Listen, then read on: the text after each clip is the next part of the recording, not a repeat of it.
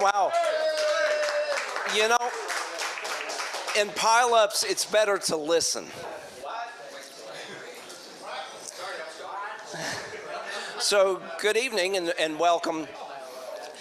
Welcome to the August NCCC meeting. This is a special one. I know I've been looking forward to this one for a long time. We got a great group of folks who are going to tell us their adventures in Germany, and I can't wait to hear it. But before then, let's go through the preliminaries. We get to introduce ourselves, and I think I'm going to start down here. Tom, K6EU. Ed, W0YK. Byron, N6NUL. Don, K6GHA. Dean, N6DE. Doris, K0BEE and AG1RL. Steve, W1SRD. Chris, N6WM. Mike, WA60. And Bob, K6XX. Tom, KW6S. Rick, N6XI. Andy, AE6Y. Bob, N6TV. Jerry, AI6TK. Amy, AI6ZU. Michael, DG1CMC. Rusty, W60AT. Tom, ND2T. Brian, KJ6WH. Bill, W9KKN. Jennifer, KB4TGE. Ed, AJ6V. Hi, I'm Mark, W6IA.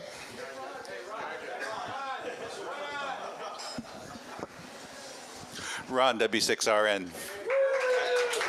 Jim, K9YC. Steve, N6SJ. John, K6WV. Clay, N5YJZ. Bobby, K0XI. Greg, N6GD. Matt, WX5S. Mike, N7MH. Rich, N6KT, and PJ4K. Tom, N3ZZ. Tom, November Whiskey 6 Papa. Glenn, W6GJB. Gordon, KM6I. Mike, WA2FHF. Dave, K6DAJ. Barb, K6BL. Dave, W6NL.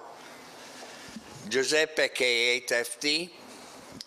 John, W6LD. Bob, N6. Oh, wait a minute. Web? Do we have web people?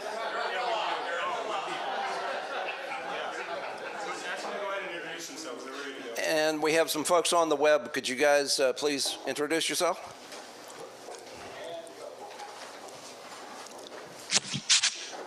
Tom, W2SC. Anyone else? We have N6MR and someone by the name of Barbara. Okay. He says K6MR? N6MR. N6MR. N6MR. K6MR. K6MR. I wanted to say N6MR. And Barbara, welcome everyone. So, I'm Jack, W6FB. We do. Now, before I continue, tonight we have another event going on. A founder of the club seems to have decided that he wants to live someplace where it's hard to talk to VKs and ZLs. Now, what that means is I'm going to be left as the person having to do the Southern accent, because I'm, well, as you know, we are required to go back home once, periodically to help renew the accent. So everyone coming to the picnic next month, I will be in Louisiana the week before then. I should have a nice thick Southwest Louisiana talk. Now, what we want to know is this is awfully fast. Where you and I grew up, that usually meant that shotguns were involved. Okay, I want you to. I want your assurance that it's not the case. Okay. Rusty. But it is slingshots. Slingshots. You've been a tremendous help for the two presidencies I've been through and through the whole time I've been a member. We really appreciate you. We really don't want you to go away. Please come back very often.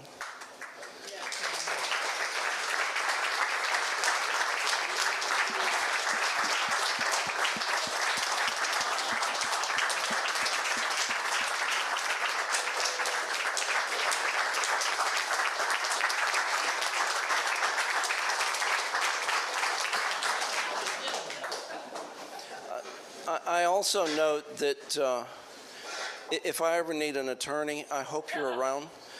Anyone who could find that wonderful loophole in the sweepstakes has got to be outstanding. Okay, so the next thing we get to do is we have some new members.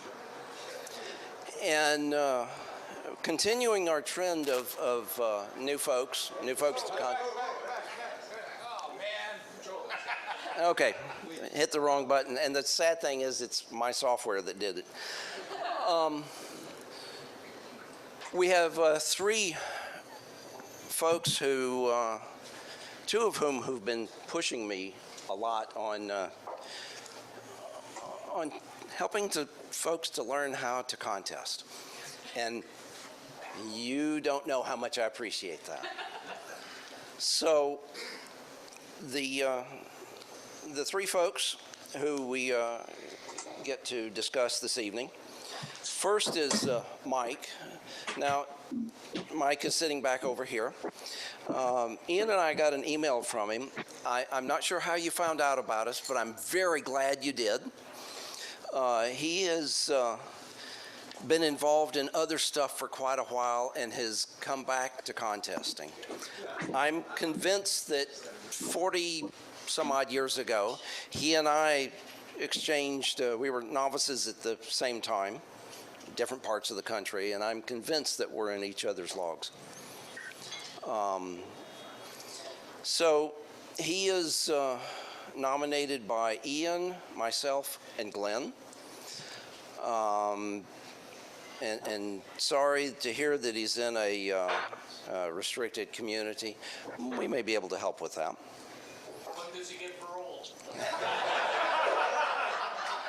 about 5 years. See how my 401k is doing. I hear there's a really nice house with super antennas just come on the market.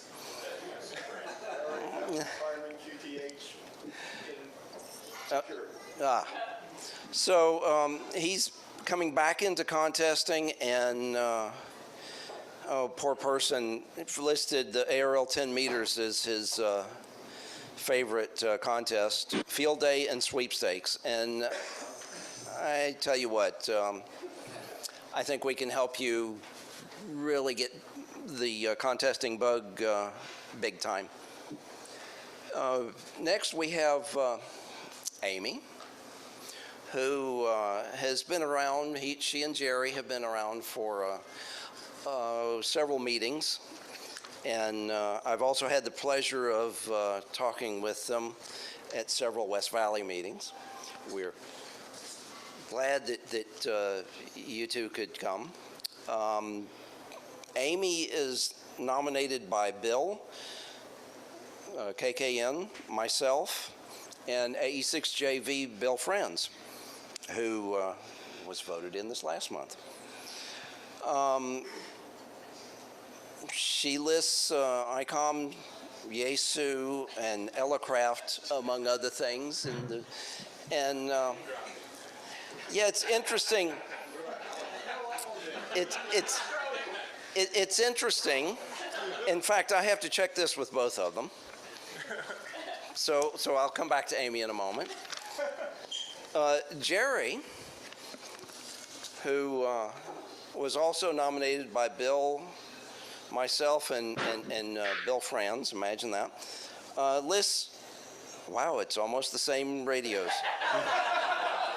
Okay, so what is something that we need to help them with? A lot. Okay, they list CW at 0. No, it's not all bad. Phone at 5%. RTTY at 5%, and other at 90%. So what this... Oh, is that...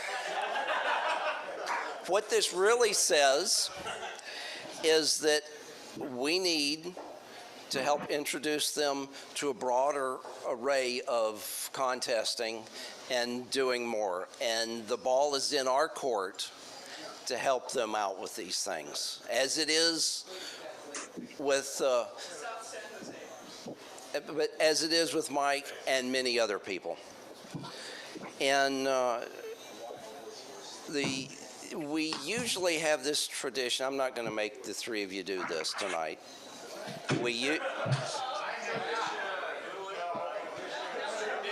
Okay, I'm sorry. You two, the three of you are going to have to go stand out there for a moment.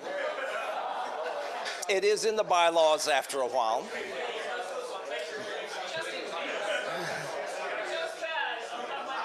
Do not go very far.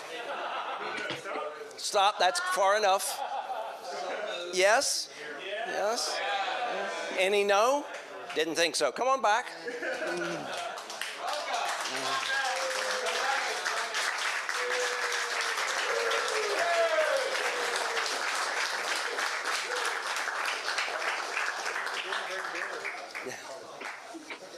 Welcome to the club.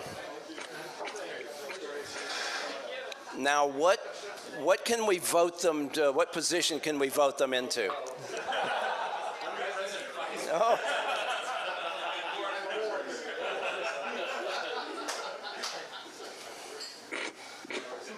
What is my next one? Okay, so Chris. Yes, sir. Well, that button goes to the next one.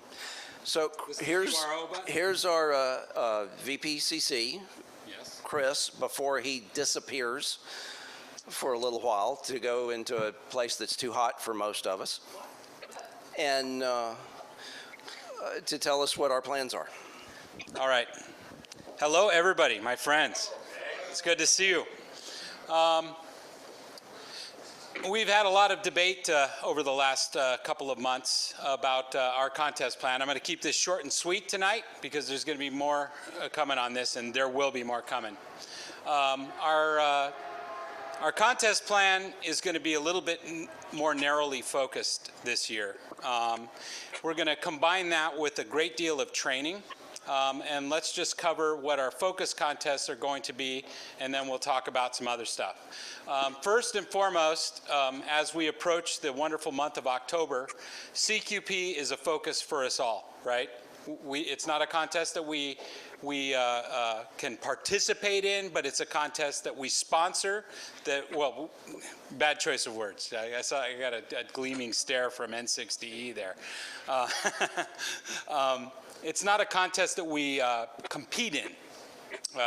Well, as a club, right? That's the word I'm looking for. But it is something that we compete in as teams and as individuals.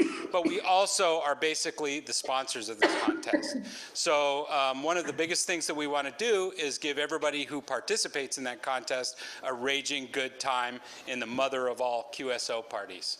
So CQP is high on our focus list, and I hope each and every one of you is able to get on the air, or get on with an expedition, or figure out some way to have fun during CQP. If you need help with that, please let us know. Yes? I spent yesterday with not the founder, but a longtime sponsor of CQP, 86 Echo, who is now pushing the Hawaii QSO party. Well, That, does that mean I can get 30 Qs in that QSO party? I think I won it with like 25 or something one year. That's pretty. Okay, so what comes up next? In January, we won the ARRL RTTY Roundup big time last year. We absolutely dominated it. And we all had a lot of fun doing it. I think we did, and I hope you all did too. I think we're going to do that again. We're going to try and retain our title. And that RTTY contest will be basically our domestic focus contest, if you want to call it that. So then we're going to do a context switch, and we've got a little bit of time. We've got CQ WPIX RTTY, and let's talk just a moment. I'm not going to get too long because Jack wants me to hurry up. So we're just going to talk for a second. WPX in general should be a contest that should always be a focus contest for the NCCC. The reason why it should always be a focus contest for the NCCC, or at least something that we all pretty much regularly always should go for big time, is because it's an international DX contest that we can win. We've demonstrated that we can win. We have the numbers that show that we can win. There are a number of circumstances that help us facilitate winning. And if we're all focused on it, I think we will win it. So what I'd like to do is I'd like to start by calling out the CQ WPIX RTTY contest as basically a warm-up to wet your chops, get going on it, and do the best that you can. And then as we build momentum, we're going to move into WPX SSB and WPX CW. We are going to do this year. Now, one of the things that I got hung up on last year was all this secrecy and trying to be quiet and not letting. We don't need to be quiet. We don't need to be secret. We're the NCCC. We can win this contest. And we will win this contest. And so I hope that you will all join us in trying to win this contest this year. We're going all out. I hope each and every one of you will participate in some way. We will give information. We will help expeditions. We will encourage people to make expeditions. But I want to see us really go for these contests this year, big time as a club, as a focus effort. I'm going to reach out to a couple of people to help us out as well. So I hope that's something that you guys can all be on board with. We're going to do it, and you know, everybody plan to be on the air, one way or another. Quick. I think the dates are just off by a day or two. Possible. Some of these websites haven't even updated their dates yet. Ed. A couple of comments. Unlike RTTY Roundup, the CQ contests allow club members that do expeditions to count in the club score. Yes, sir. In a Roundup. So that's a big thing for the people that are going out. And I just had an idea that I may regret. I haven't had anything to drink yet tonight. I'm going to sponsor a plaque, a club competition plaque for CQ WPIX. That's a triathlon club. Love it. Love it. For all three modes. And so I'll work with Terry to do that. Awesome. It'll be available. I think for this first time I'll do it for North America. So Okay. give you a little bit of a handicap. You have to have the BCC to compete with, but we'll do that, and then you'll have to shoot for. Awesome. Thank you so much, Ed. That's amazing. Great. So that's the plan, and we're going to stick to the plan. So I did want to pass some information to you guys. For those of you who don't know, there are a few of us in the NCCC that are going out to Ducie Island in a couple of months. I'm one of them. One of the deals that was made for me, I actually, when I was asked to do VPCC this year, I wanted to make everybody fully aware that I was going on this expedition, and I didn't want to do it. But Bob WNRH stepped up to the plate and said, you know, I'm going to step in, work with you before you leave, and then I'm going to carry the torch for you while you're gone. So I'll be gone in October through half of November. No, I wanted to go, Mike. No, definitely. I got to support the addiction, the QSO addiction. So Bob's going to cover for me. Bob and I are already talking. We're talking about our contest plan. He's going to jump in, and we're going to work together for the next couple of months. And then he will carry the torch while I'm gone, and then do a warm handoff when I get back. So I think it's going to work out pretty good. Bob's super excited. He is fully on board with our contest plan and some of the logic behind it.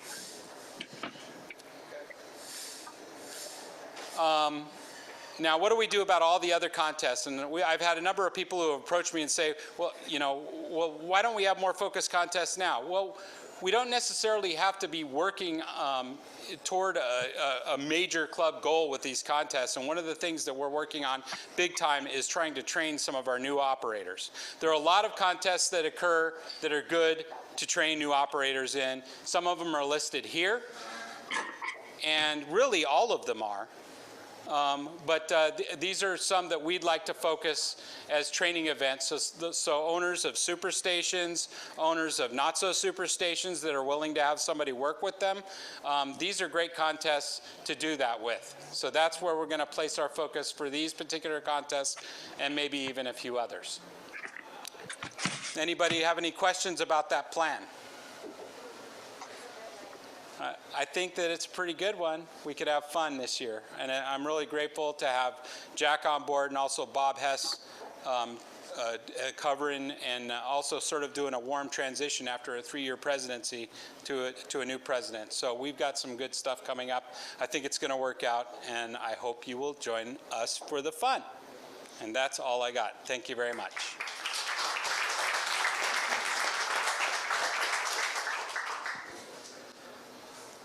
And you thought you'd heard enough about CQP, but Chris gave you a hint.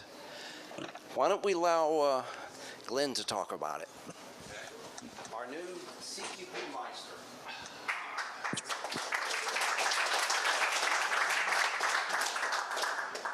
This is really short, so I'll just stand here and talk to you. Our goal this year in CQP is to cover all 58 counties as strongly as we can. And Dean did an analysis at the last meeting that showed we have 15 counties that are really, we're far too weak. It's key to keep this the mother of all QSO parties. The key is to make it possible for those out-of-state stations to reasonably make a sweep. And if we have empty counties, it's just, it's not good. It really weakens the contest a lot. So we've made some good progress. The top 3 weak counties are now covered out of the list of 15. Some of the others are looking pretty good. So my request to the group tonight, first, make your plans now, please, and register your counties. If you have a plan to do a county, let us know so we can, these things shift around. Counties that were strong last year might not be strong this year. We need to identify the holes that we have. And the other thing is we need 2 or 3 more expeditions. Folks that are set up for field day, or if you're in a club that's set up for field day, we need to get you out there because we can't do this without expeditions. The county expeditions are really the core of our effort. And so we need 2 or 3 more. If you're just missing an antenna or some piece of equipment, let us know and we can help you out. Yes? We'd actually like to get involved that weekend and maybe take our RV out to some of these counties that need to be activated. So that'd be great. Find out which ones maybe are remaining that need a little additional. Good. I'll put you on. That'd be great. We'll put you on the list. It's exactly what we need. Yeah. And if we could send a CW operator along with you. Yeah, that would be fun. That'd be terrific. Okay. We're talking HF data modes all night long. Like, we got that covered. Okay, good. I tried reading and I couldn't hear the silence. Yeah. Well, that's exactly what we need. I was talking to our new member here, Mike, WA2 FHP. He's FHF. And he's putting together an expedition trailer. Won't be ready for this year, I don't think. No. Next year. So next year we'll have another trailer rolling that can activate some of those really primitive sites. It's exactly what we need. So do get in contact with me if you're on the edge of maybe doing an expedition, you're not so sure, you need a little bit of equipment, you need some partners. Let me know what you need, and we'll try to put it together for you. We also need some CW guest operators. If you're willing to move around a bit, operate from someone else's station, we need to do that. We have a lot of counties that are phone only. And some of those aren't necessarily on our top 15, but we really want to reinforce those with some CW activity. It's really important. Yeah. Okay, so that's it for me, Jack.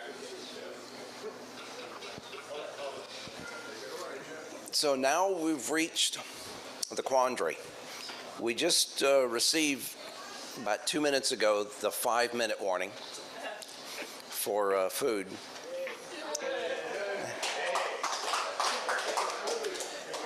And honestly, we're trying to arrange it so our guests are going to get theirs first, so that way we can get to their presentation quicker.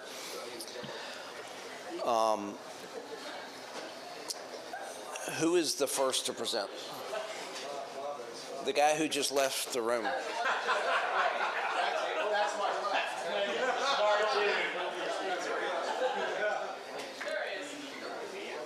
Do you want to go? Okay. Then let's start. So I presented this slide last month, and lo and behold, the numbers haven't changed. And I look at those numbers, and I start thinking, how many points did I do in WRTC? And the big fat 0. I wasn't there.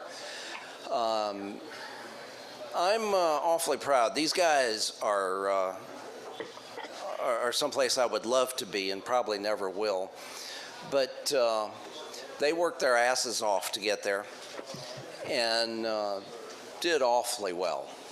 So my first thought is I want to give all of them a round of applause for showing up and doing everything they did.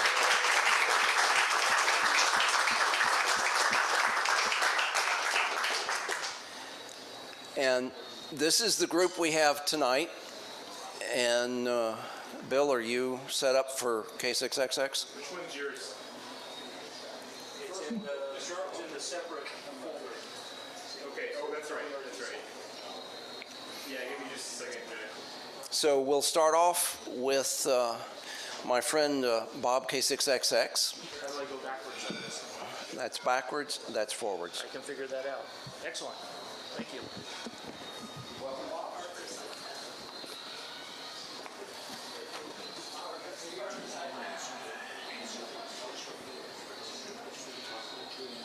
Okay, here we go.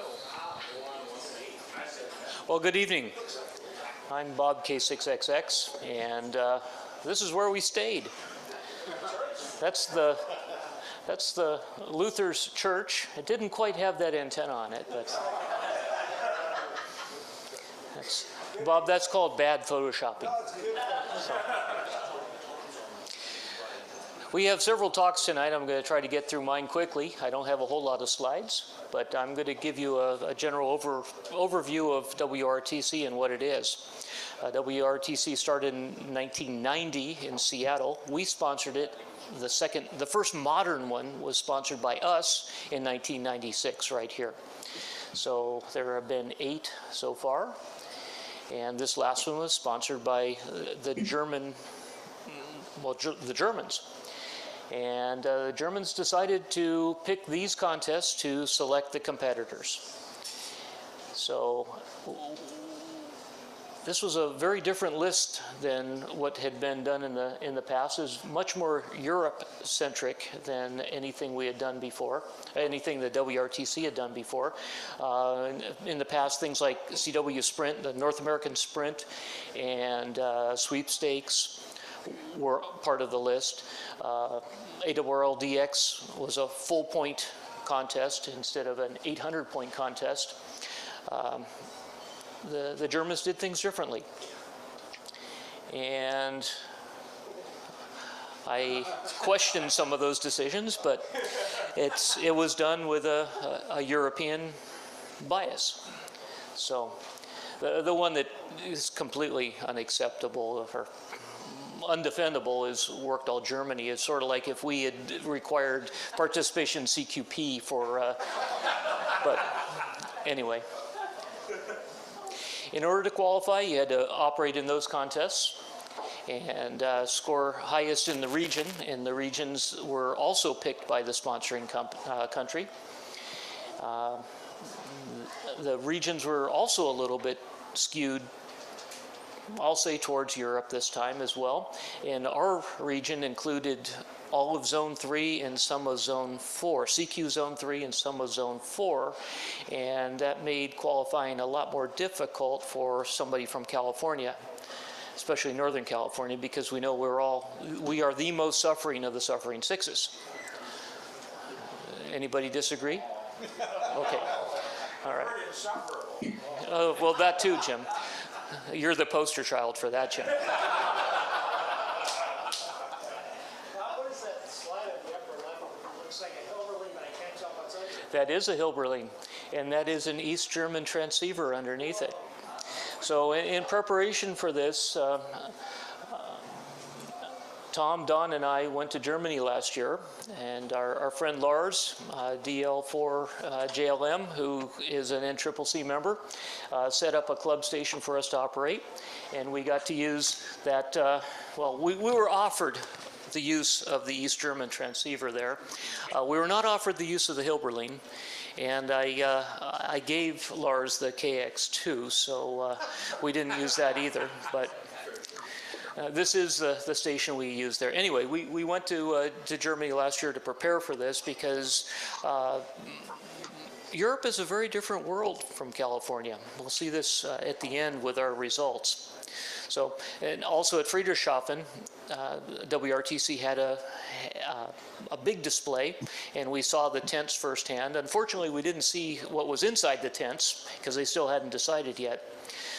And I'm getting off my program here, but we prepared. Our preparation D was going to Deutschland to prepare for the trip.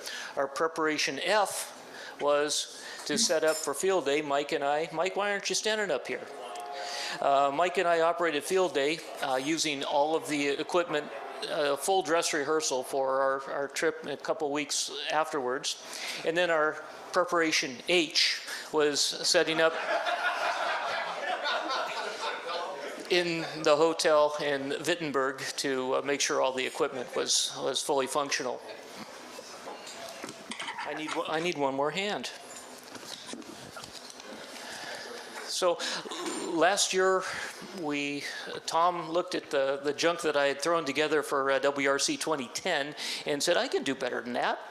So Tom sort of volunteered to work on the triplexer and the filtering, and this Tom, KW6S, who is also one of our speakers tonight, and regardless, his design gave me up to 50 dB better band rejection than what Rick and I used in Russia in 2010. So things were much better due to Tom's work.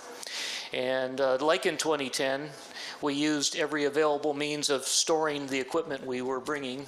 So the P3 we took apart and filled it up with a paddle, and we weren't allowed to use sub-receivers, so I removed the sub-receivers from each of the K3s and we filled them up with cables and things like that. So everything fit. We actually did have extra space. Anyway, after all the preparation, we finally showed up. And we get to Lutherstadt Wittenberg, as they like to call it. 501 years ago, Martin Luther nailed 95 theses or statements on the church door. Nothing else happened in Wittenberg for 500 years, but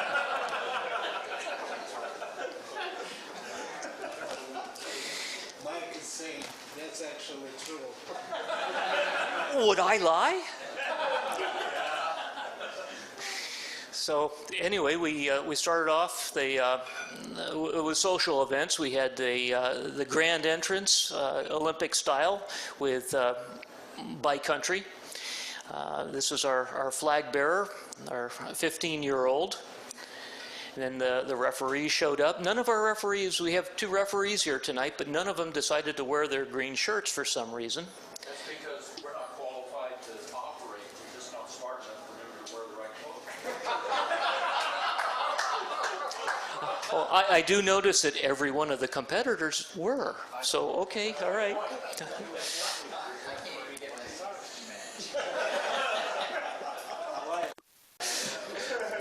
So after the opening, the march in, we had Christian, who is the president, give a talk. Some other character here. Yes, that's good. Yes. Let's see, that's John, K1AR. I believe this is the mayor of Wittenberg, or it's the regional governor, one of the two. They both talked. And then Marty Luther said a few words. And then the most exciting part, we were told what our call signs were going to be. Not which ones we were going to get, but what they were going to be. And I was very pleased to see that they were going to be the Y prefix call signs that I had hoped they were going to be. The next morning,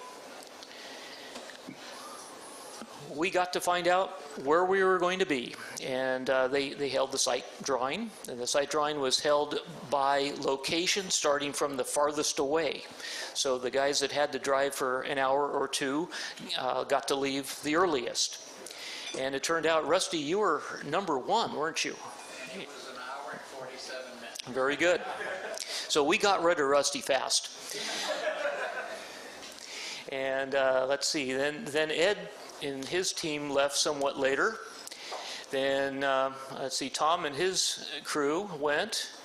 And then Rick and Andy, and then back at almost at the very end, Mike and I got to watch everybody else leave, and then we finally got our site, which actually was great news. That means we were close. We weren't going to spend a whole lot of time driving around. But it turned out there wasn't a huge difference in the last half of the sites. To orient you, Berlin is up here somewhere. Wittenberg is right here. That's my site. Mike and I spent our weekend there, and that's fantastic. Nobody is near us. It's very bucolic, the sunflowers, but I was looking not at the ground, I was looking at these gathering thunderstorms. It was getting darker and darker as we got closer. And I wasn't too pleased with that as we turned right and got off the road and saw that we were basically in a V-beam of power lines. We were right at the feed point of a V-beam of power lines. But it is what it was, because it was S6 on 10 meters, but okay, towards the north. But anyway, Mike can hear through it, so it wasn't a problem. No. Yeah, anyway, Ed's teams took all the other sites, so we weren't able to do anything about it. Anyway, that's our tent. This is our antenna. Our site crew were a bunch of VHFers, so they had VHF tower, VHF tower, VHF tower, a vertical here, and then, of course, Mike's office was over here. They called our site Yessen 4 because it was in Yessen. That was our site captain, Mario. And this was our crew. Of note is this is the only photo you'll see of our interpreter. She was the only one whose English was better than my German. And she didn't want her picture taken. So we'll call her Natasha. And that's our official site crew, who consists of Hans, DL2ZA, then Mike and Tom, our technical advisor. Then we had Gunter, the gas man, Delta Oscar 1 Golf Papa Papa, and then Mario, the site captain, Delta Golf 6 India Mike radio, and then some other guy. Is this an NCCC sponsored tent, or you just brought a flag, or? It was the NCCC sponsored tent. This was given to us as we were assigned our site. This was given to us by Jack, so that we would have an NCCC flag. We had no idea we were going to get that. So we were at least going to have the regular NCCC banner from Pacificon and Visalia. Was that a random thing, or they just? Evidently it wasn't random, Yeah. but we didn't know. In the past it's been random. Yeah. So.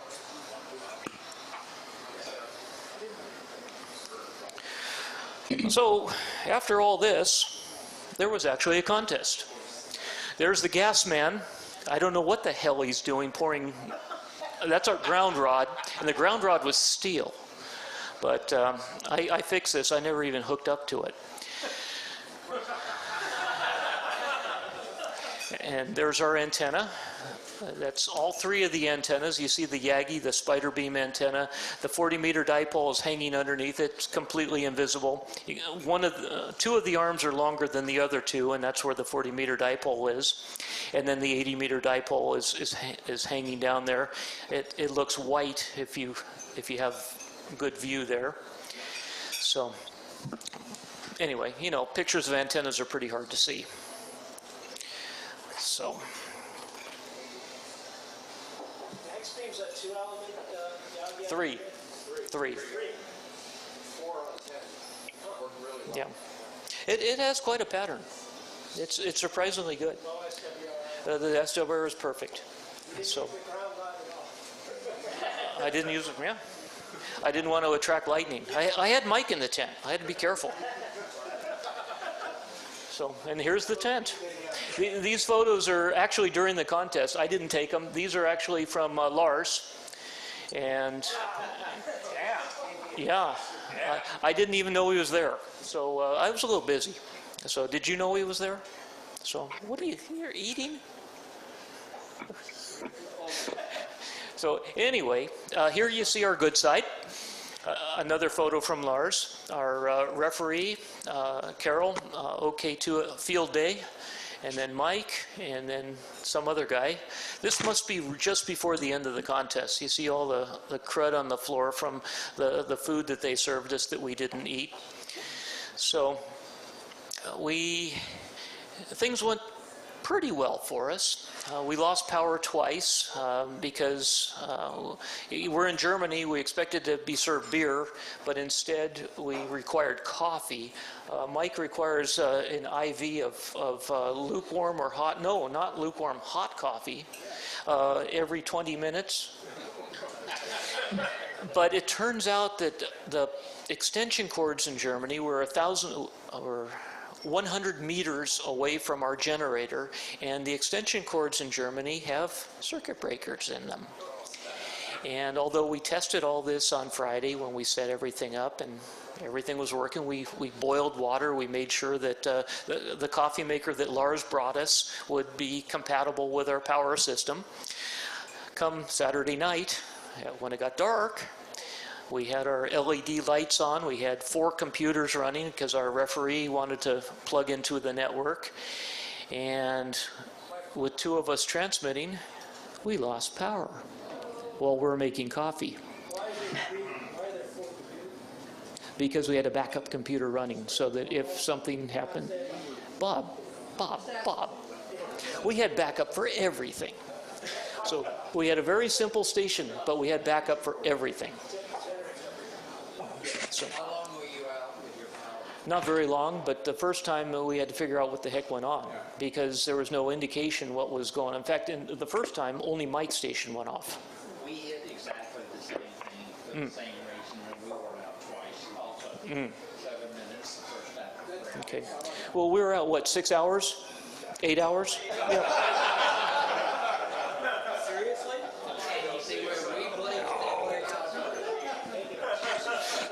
First liar has no chance here, you know.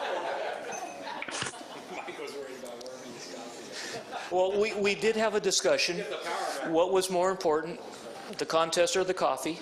We did argue for about 4 hours. But we finally decided, you see this, I know this was late.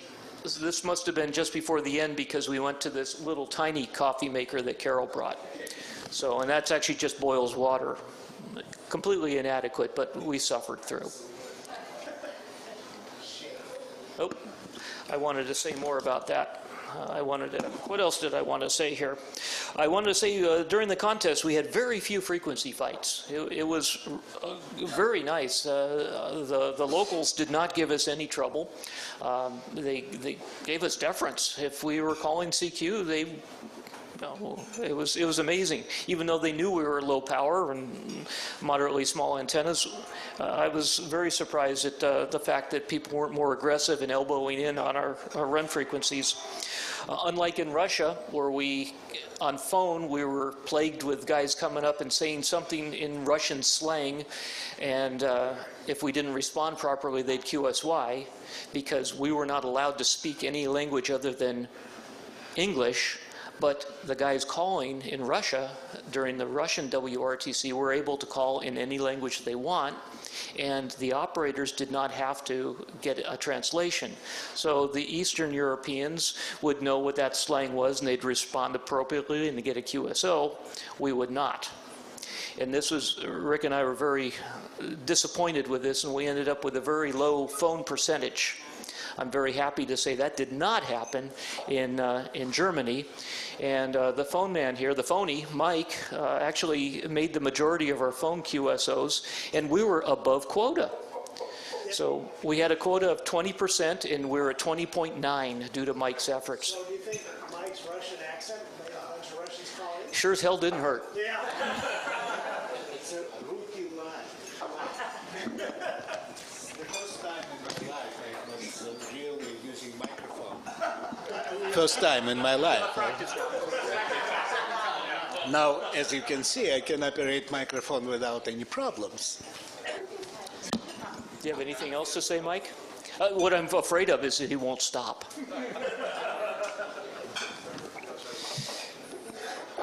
Okay, so anyway, we talked about, during this contest, I think I had my lifetime best rate. This was really amazing what you can do with 100 watts in a small tri-bander in the heart of Europe. But then, 65 Qs? yeah, well, the total, yeah. Our goal was 200 an hour for 24 hours. So that was 4,800 Qs. We didn't quite make it. But our peak rate was well over 400. So our sustained rate for the 1 hour was over, our best 1 hour was 400 and what? 470? Okay. We did okay. That was CW. So. Oh, come on, you did great on phone. On 20 meters phone on Sunday morning, I couldn't get him off the mode. I said, come on, Mike, you got to get back on CW. And he said, no, I'm having too much fun on phone.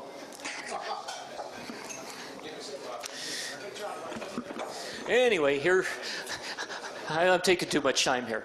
Here are the winners. We had in third place, we had, wrong button. We had last time's winners. N6MJ and KL9A.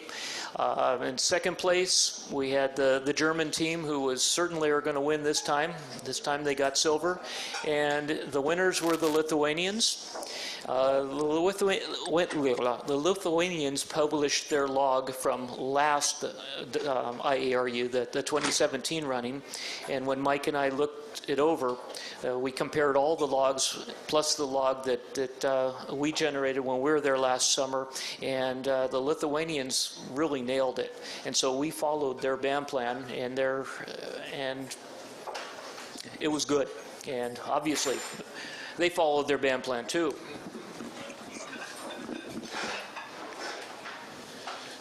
Now here are the complete final results. In gold are the NCCC teams. The pink are the Europeans. And I implied earlier that there was some European bias. Well, I think they're pretty plain to see there's some European success in the results. In the first third, it's almost all Europeans. Notice there are 10 different countries. The top 10 guys are 10 different countries. Top 10, oh, is that right? Yeah, but they're all Europeans, so except for number 3. So it's sort of like saying that the winners of CQP are 10 different counties in California. But anyway.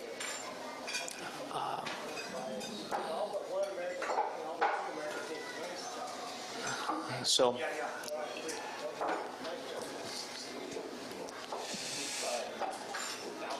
There were 35 official European teams, and then 4 teams that had at least one member that was European. And so that's 39 total, if my arithmetic is correct.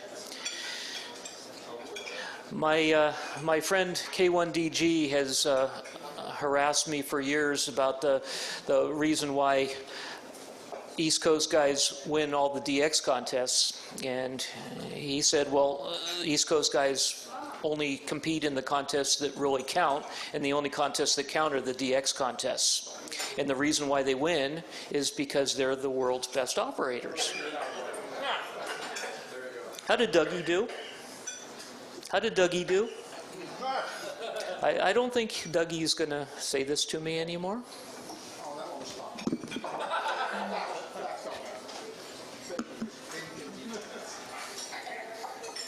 How is operating in Europe?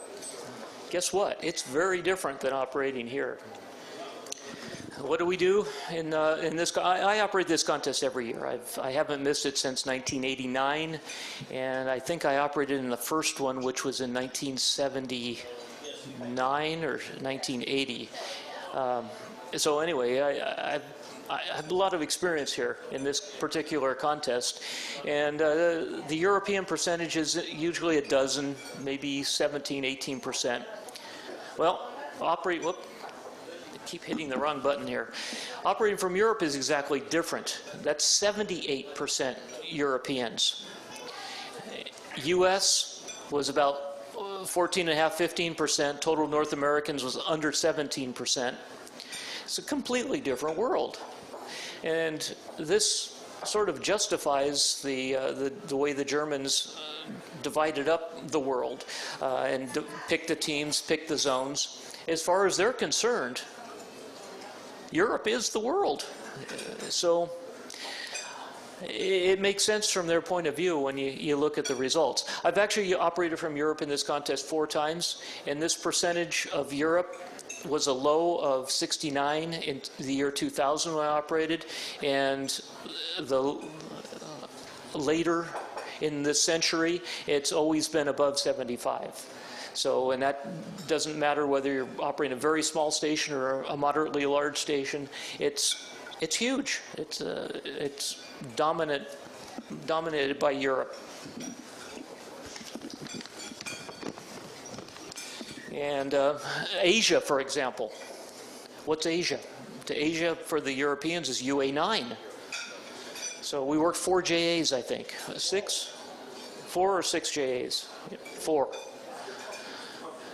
I worked nobody in Northern California myself. Mike did, but I worked nobody, none of you. So, sorry, I tried. I didn't hear you. More power to you.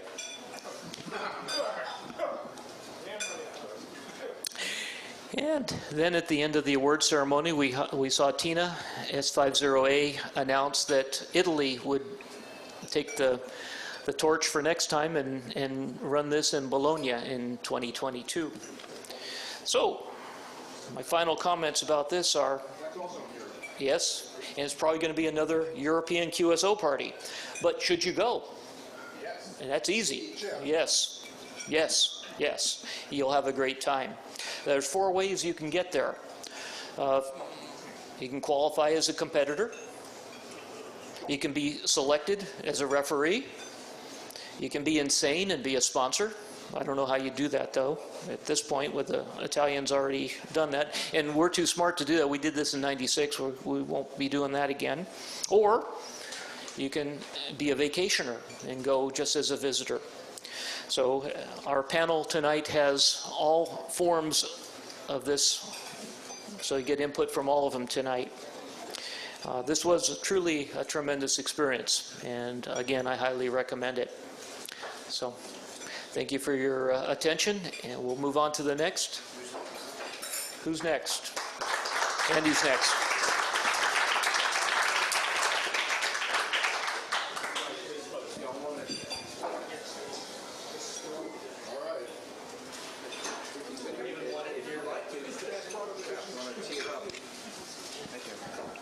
Bill, do you have ours?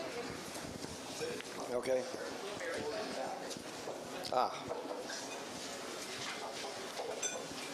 Does this have the laser too or not?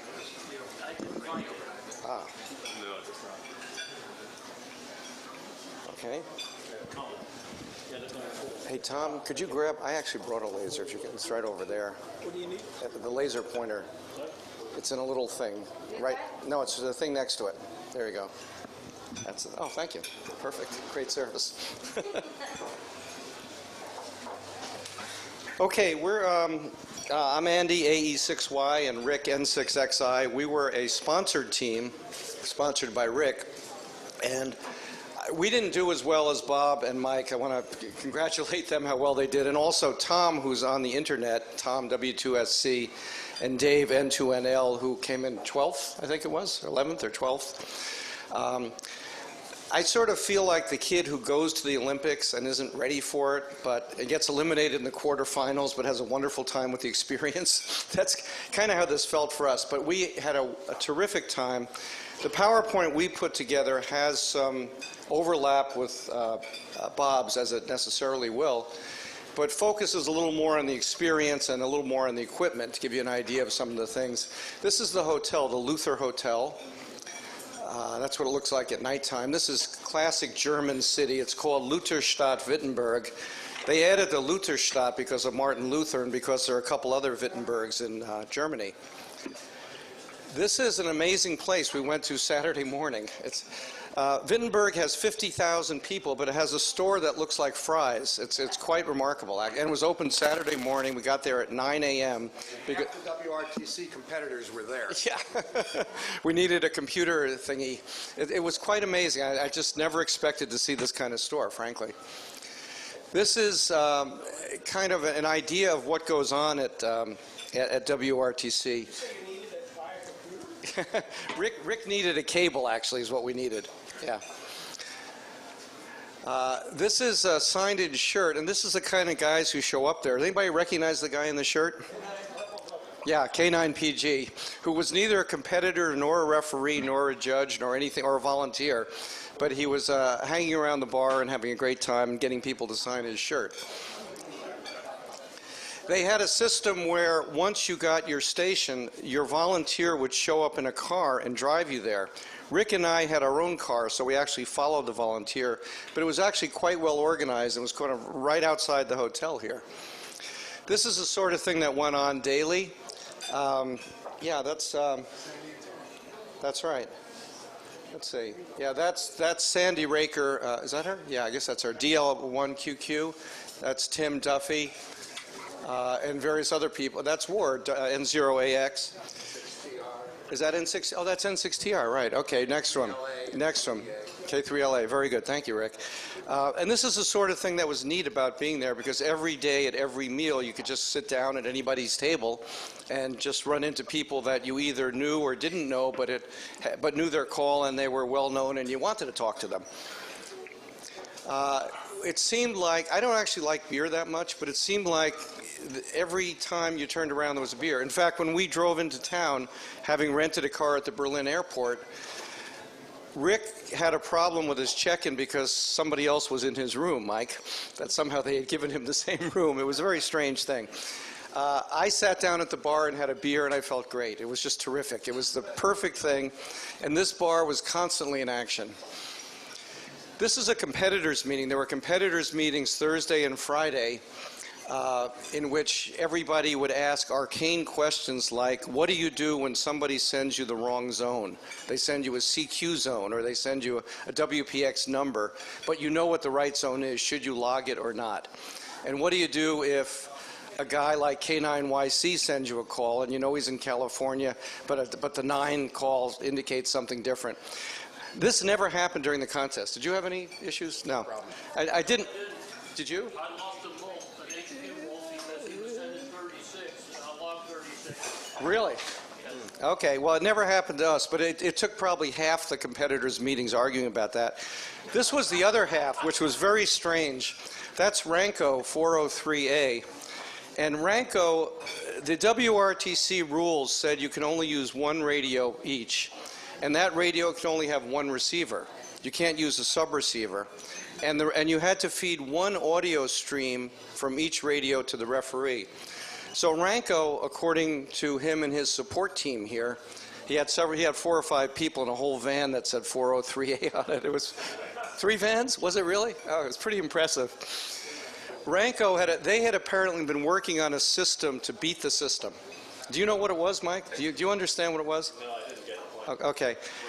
I talked to many people about this. He had a big fight with the organizers about the FAQs they had issued about the audio streams. And I didn't meet a single person who either knew what Ranco was talking about or was sympathetic to his idea. But he actually prevailed upon them, and they decided after deliberation that his scheme, whatever it was acceptable, but he would be put in a different category. And it would be like an unlimited category in CQ Worldwide. It would be something strange. It turned out it didn't work, apparently. And he finished way down even below us. But this was a huge furor, and they were very heated and argumentative about it. It was about the only argumentative thing there was. I didn't hear anybody arguing about anything the whole time except these guys. But the organizers did a really good job. They came up with the Solomonic solution. He could use his fancy technique, which I think was dual watch, but he managed to switch the VFOs in some way that he thought was kosher. So they let him do it. But they said, if you have the highest score, you don't get the first prize. Okay. This is, Bob showed you some pictures of the opening ceremony. The opening ceremony was kind of amazing. This is Bryant, age 15, who was there with his mother, Lauren, I was telling somebody, I can't imagine when I was 15-year-old traveling with my mother to this kind of thing, but he pulled it off very well as a wonderful competitor. He's on CW Ops all the time if you go in these CWTs on Wednesdays. He's a great kid, and his mother was very nice too. So he was our flag bearer. So we all walked, well, I'm sorry, this is another young competitor. That's Holger, ZL3IO, and his daughter Xenia, who was 17. So they were actually a father-daughter team. And Holger, by the way, comes from the neighborhood of Wittenberg and Jessen. He's a local, but he moved many years ago to New Zealand. Right. He actually told me stories about, he has a location in New Zealand where he gets 150-mile-an-hour winds. It was kind of unbelievable. And I wasn't sure if I got kilometers wrong. I don't think. It sounds like your location, Dave. Yeah, there you go. Well, he claims to get the same level. We all marched. These pictures don't do this justice. This is going into the exhibit hall. That's Rick and I. Yeah, that's Bob and Mike, and behind them actually is John Crivelli. That guy there is Crivelli. But these pictures don't give you an idea of the excitement. There were hundreds of us marching in. There were hundreds of people sitting there. It was like being a celebrity. I mean, it's the closest we'll ever get, probably. There were flash bulbs pop. Well, maybe they weren't flash bulbs, but they were, you know, flashlight strobes going off from cell phones. There were people cheering, people grabbing your hand, you know, as you walk by. It was really quite remarkable. I mean, it was just kind of an exhilarating adrenaline kind of thing. As I say, you can't quite see it here. This is what it looked like, people welcoming you. Some people are already on the podium. We all stood up there with our signs, and they administered some kind of oath to us. of sportsmanship or integrity or something like that. No, it was, come on now, it was all in English. WRTC Yeah. was English. Yeah, it was all in English. That's Chris, DO1MGB, who was the, I guess, president, chairman, whatever he was, who really is responsible for a lot of this. And he was just a great guy in a lot of respects. For after the contest, he sent an email out and said, I found some pant legs. Okay? Now, who would lose pant legs? Well, it turned out I did. So, because I had the kind of pants that zip off, you know, and I actually had never zipped them off in the whole time I'd had them. They're just travel pants. But it was so hot in our tent that I did that on Friday morning. And then somehow they ended up in a bag that I lost. So Chris sent them back to me. I said, Chris, I don't really need these. It's okay. So I told him that my shorts were really delighted to be reunited with their legs. But that was a very nice thing for him to do. This is the call signs, as Bob said, that we all got. Ours was Y82L. This was a big reveal. And the question was, why had this been a secret all this time? Because they'd been very close to the vest, although they had been working on this, I gather, for a year or more. I think he said that. Anybody know why it was a secret? Do you know why it was a secret? I mean, there was the fear of paroli from local people. You know, there's still a lot of folks around that have sentimental thinking about these kind of call signs, you know, the older folks around the area. And they were like, oh, they start like legal battling over it or something like that. So they were like trying to keep it secret until the very last moment, so that's too late to file any complaints. While warming up for the contest, we worked a fellow in Germany, in the western part of Germany, who says, in a thick German accent that I can't imitate, "What is an American like you doing in East Germany?" And I said, well, it was decades ago that you guys were reunited, wasn't it? And he says, no, not really. While this was going on, Rick was on phone, I was operating. We were using DL/our call before the contest, which we were allowed to do. And I'm wearing earphones, and I'm hearing Rick's side of this conversation. I'm thinking, this is the strangest conversation I've heard on the radio in years. It went on for 15 minutes. And Rick was extremely polite, but I'm imagining the other side, which fortunately I couldn't hear. I'm a guest. I was a guest in this old farts country. Anyway, and Wittenberg is in East Germany, by the way, or is what used to be East Germany. This is our site, and it's just a beautiful field. It's a wonderful, it's like Mike's. It was flat. It was like Bob's and Mike's. It was flat. We had not much around. That's our tent. That's our car. Rick and I had rented a car in Berlin, as I said, and driven down because we had so much gear that we kind of didn't want to mess with it in normal conveyances. That's the volunteers who lived on site. They had a little caravan there, and they had this black tent. And then the other tent is kind of a sunshade with chairs under it, and they would barbecuing and drinking beer. And yeah. You might mention, those volunteers showed up 3 days before the event and were there the entire time protecting the site. Yeah, right. No, it's actually, I have a picture of them here too. It's remarkable. There were 4 guys that we had. They were delightful people. They all spoke English, actually, at varying degrees of proficiency. And they were guarding the site. They stayed there overnight. I mean, it was really a remarkable thing, frankly. And they'd done a very nice job. They made good coffee. Yeah, they made good coffee. I mean, the ground rod was beautiful that Bob was talking about. I don't think we used it either, but I admired it. It was right outside the tent. It was beautifully done. It stuck up about a foot. You know, there was a porta potty. This is a spider beam. I have some pictures. It's a fascinating antenna. So what it is 4 fiber, I guess they're fiberglass, I think, kind of the X-members, with 2 plates holding them together. And then if you look on the website, you can see that there are a whole bunch of wires that then go down and go out in kind of a V shape.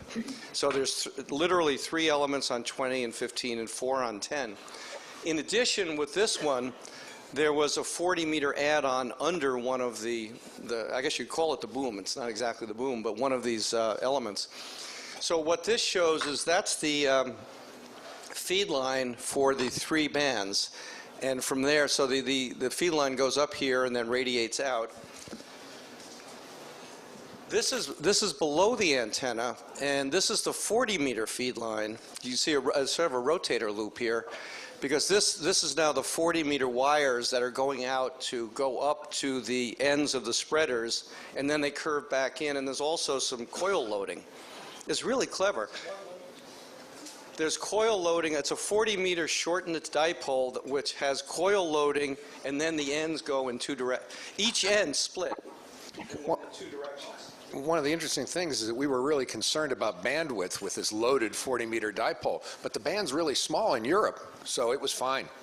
Yeah, it actually had below 2-to-1 SWR from 7.0 to 7.2, and we had kind of assumed as a shortened dipole that it wouldn't, that it really was going to be a problem. In fact, we brought an antenna tuner if we needed it. It turned out we didn't use it. The 80-meter feed here, let's see, where's my thing? Right there, that's a little tiny ballon of some sort, and it's attached to a slip ring because the 80-meter is an inverted V staked out to two things in the ground. So the whole mast, the whole tower, so to speak, rotated, the mast. And so it rotated inside this slip ring here so that the inverted V stayed in position. It was a very clever system. Pardon me? You know what they had at the end? They had an inverted V, and then it came down near the ground, say about this high up. And then it ended, and there was a power pole connector with another 2 feet of wire that you could plug in with a power pole to extend it. It was really cute. So we ended up plugging those two ends in, which lengthened each end by about 2 feet. And then we used it on the whole band. It worked okay for us. Not up to 3.9, we up to 3.7 or so, from 3.5 or to 365 or so. We never actually went into the phone. We never used the shortened antenna, I should say. We only used the CW version, so to speak. What did you guys do, Bob? We used the tuner. We cut it long, like you did, and then we used the tuner. We used the tuner. That's why you beat us. I think that's probably it, right? You found the secret, Rick, finally. All right. This is Friday afternoon. Our tent was a Northern California DX Foundation tent. And I don't know, Bob, I had assumed this all was random, but maybe not, Bob. I don't know, but it can't be. It makes too much sense. Okay. You're right. The guy in the middle there is our referee. That's G4BUO, Dave. You were so lucky to get him because I operated with him once at K3LR. He's the most fun guy you could have. And he was a very nice, well, I'm not sure we had a lot of fun, but he was a great referee, a very nice guy. The irony is that on Friday morning, shortly before the kind of at breakfast before they did the site selection and the referee appointment, I ran into him. And I never met him, but I've worked him a zillion times because he's a very active contester. And we started chatting. And I just saw, all right, I made a new friend. We talked to each other. And then it turned out he was our referee, which was very nice. He was a super guy. He was one of the original competitors at WRTC 90. 90, was it? Okay. Yeah, I know he had been a competitor. That's John Ford, right over there, W6LD, who came by to visit with his wife, Tony, who was a native German speaker who helped us at dinner that night, actually, which was very helpful. The white thing, let's see if we got to... let me go back here. Let me turn it over to Rick, actually, for the moment. I'll get to continue for a while. The white thing over the tent, you see how that moves forward? That was back. This one's forward? Yeah. The white, let me just finish. The white thing over the tent was, when we got the tent set up, we had, Rick and I had each brought laptops, but we wanted larger monitors, and people were complaining about this with WRTC, and so the organizers arranged that you could email a radio store in Germany, and a guy named Frank Date, who's a German ham, who ran the store, would sell you monitors. So we actually bought 2 Dell 25-inch monitors, which were beautiful. We worked out a deal. We ran into Frank. I'm trying to think, it's like, why do we have to buy monitors? These things will be brand new after 2 days of use. So we ran into Frank at the opening ceremony. I said, hey, Frank, can we make a deal with you? Will you buy the monitors back? And he said, how much do you want? And I said, half. And he said, fine. So actually, after the whole thing was over, we packed the monitors back up, gave them back to Frank. We got half our money back. But however, when we set up the computer and I looked at the monitor, I could hardly see anything because the light was so bright. So that white tarp was something that they had rigged up, and we put duct tape around the guy wires and stuff to try to insulate it make the tent just a little bit darker. Let me turn this over to Rick. This describes the kind of equipment we were using and what we brought. And of course, at different times of day, Andy's monitor would wash out or my monitor would wash out. Unlike some of the stations, we arranged ours in an L configuration. So Andy was facing east, so in the morning his station washed out, and I was facing north, so in the afternoon my monitor washed out. But the tent crew would move the tarp around. We were only allowed one tarp. Got to be fair. So anyway, here's some of the stuff we hauled around. I'm sure you've taken a look at it. I don't need to explain it a whole lot. We did not pack tools into a P3. In fact, we didn't take a P3. What happened to the 590? Well, yeah. That's a long story. We brought our backup radio and a backup power supply and a backup computer, none of which we used, which was great. It was my 590. Rick was going to bring a 7000 because it's really small, and then we decided that's a really crummy radio for a backup. So anyway, my 590, which I never used but I have, was a better radio. I brought it there in a small suitcase packed in bubble wrap and stuff, and it was fine. So it worked okay. We checked it out. It was, we had cables and everything ready for it. On the way back, because we were touring around in Denmark, the radio gear ended up going in a larger suitcase, still wrapped in bubble wrap. And when I got it home, I should have put it back in the smaller suitcase where it would have been better cushioned. When I got it home, it turned out that I had an Astron power supply also wrapped up, and this thing, and they had bashed each other. The Astron was caved in. You know, the sheet metal was just bent. I mean, it wasn't hurt. You could undo it. The radio, the front panel display was dark. You know, it's as though it had been smashed, and there were scratches on the top. As it was still wrapped in bubble wrap. So I don't know how this all happened, but anyway, that's.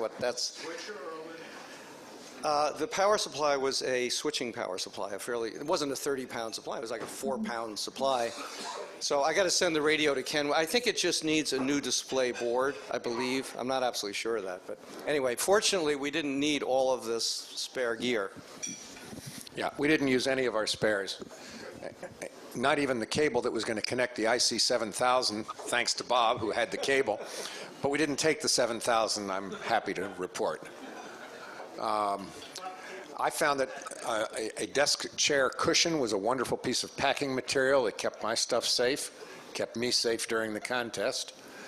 The configuration we used was very similar to what Bob and I had used in Moscow 8 years earlier.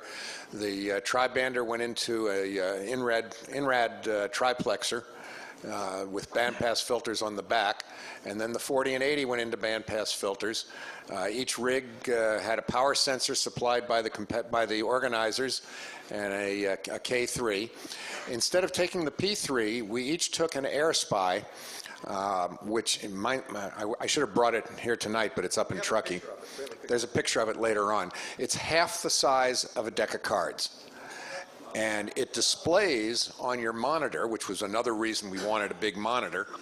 And although the display isn't as pretty as a P3, you can point at a hole in the waterfall and QSY, or you can point at a peak in the waterfall in the spectrum and QSY to a signal.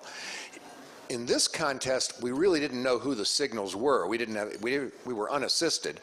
But if you're assisted and there are spots, you get call signs up above the spectrum display, and you can click on a call sign.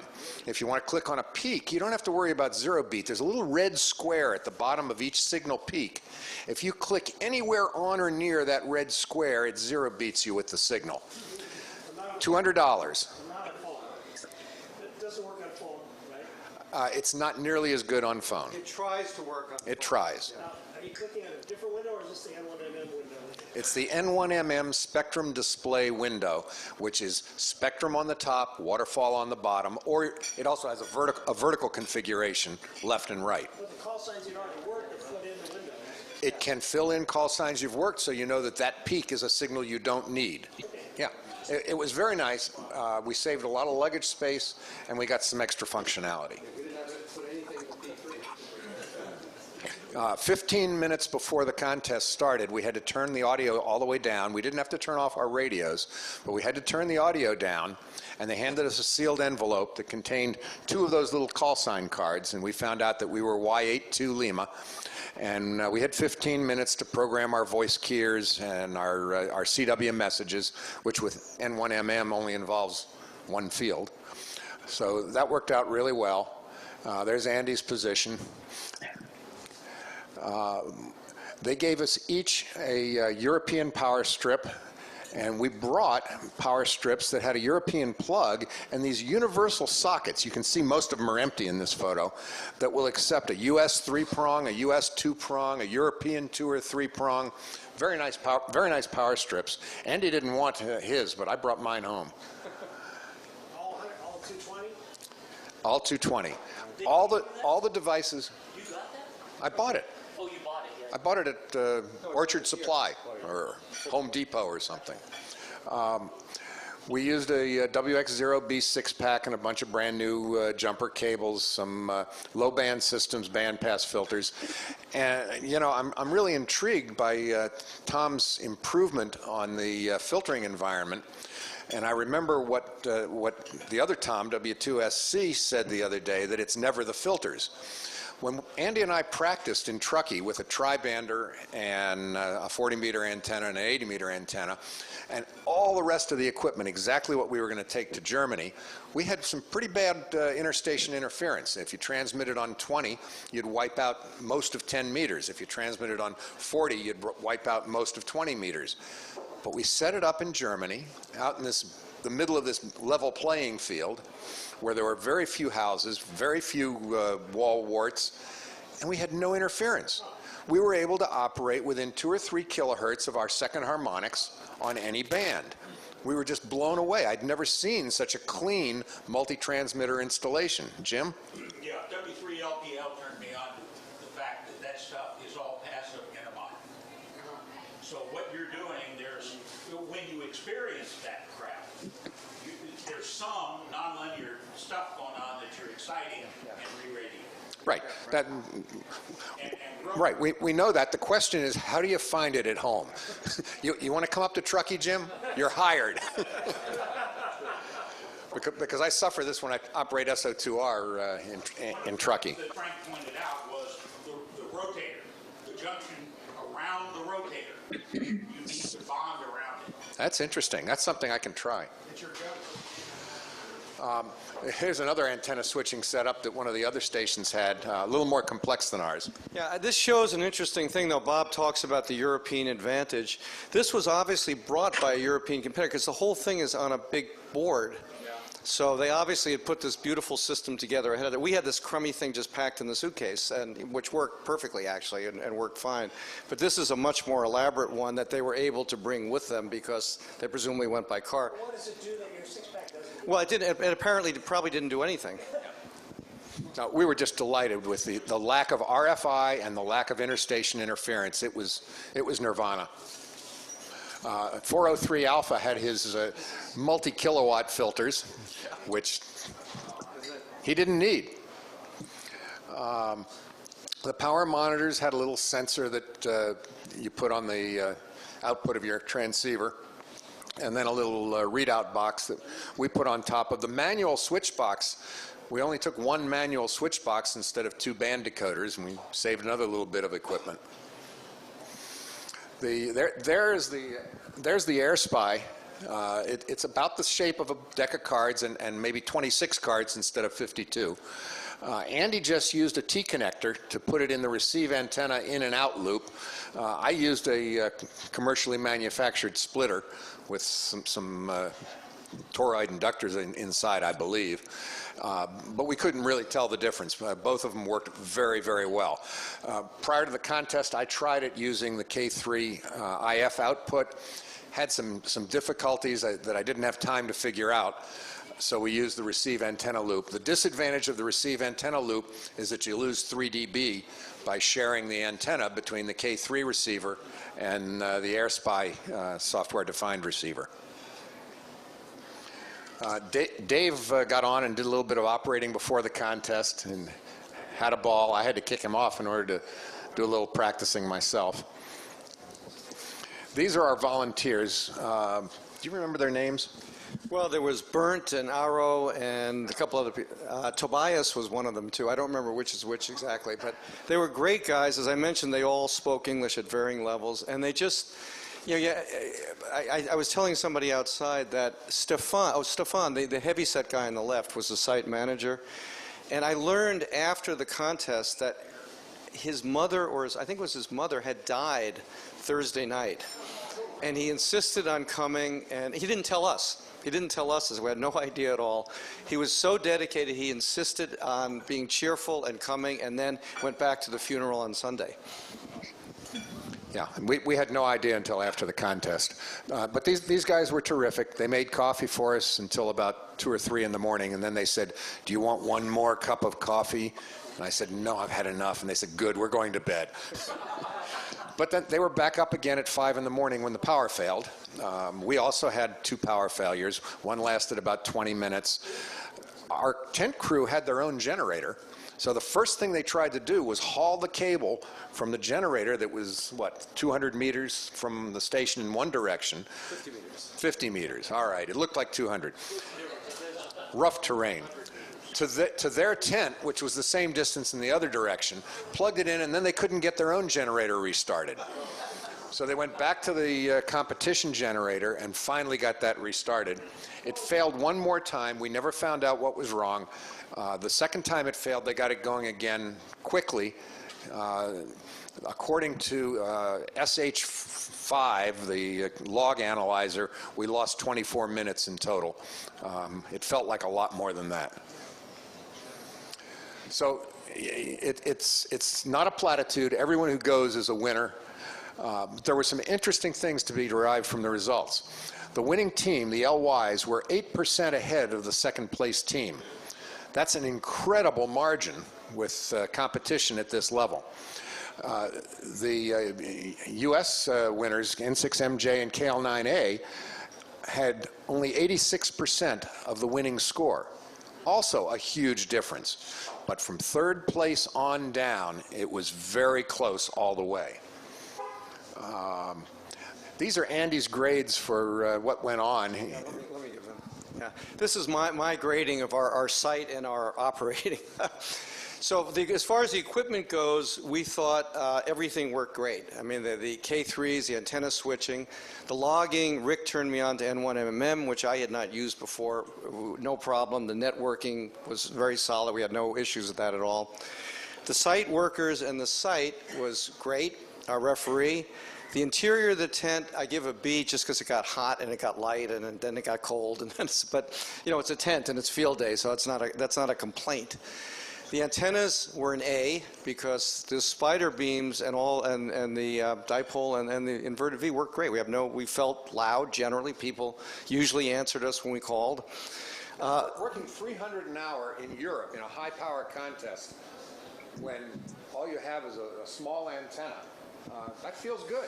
Yeah. The AC power I give a C, mainly because of our generator failure. And as Rick said, it may have been 24 minutes, but I was in the middle of a really good pileup on 80. This is a contest excuse, right? You have to have contest excuses. So that's one of them. No, we didn't have the coffee. That wasn't our problem.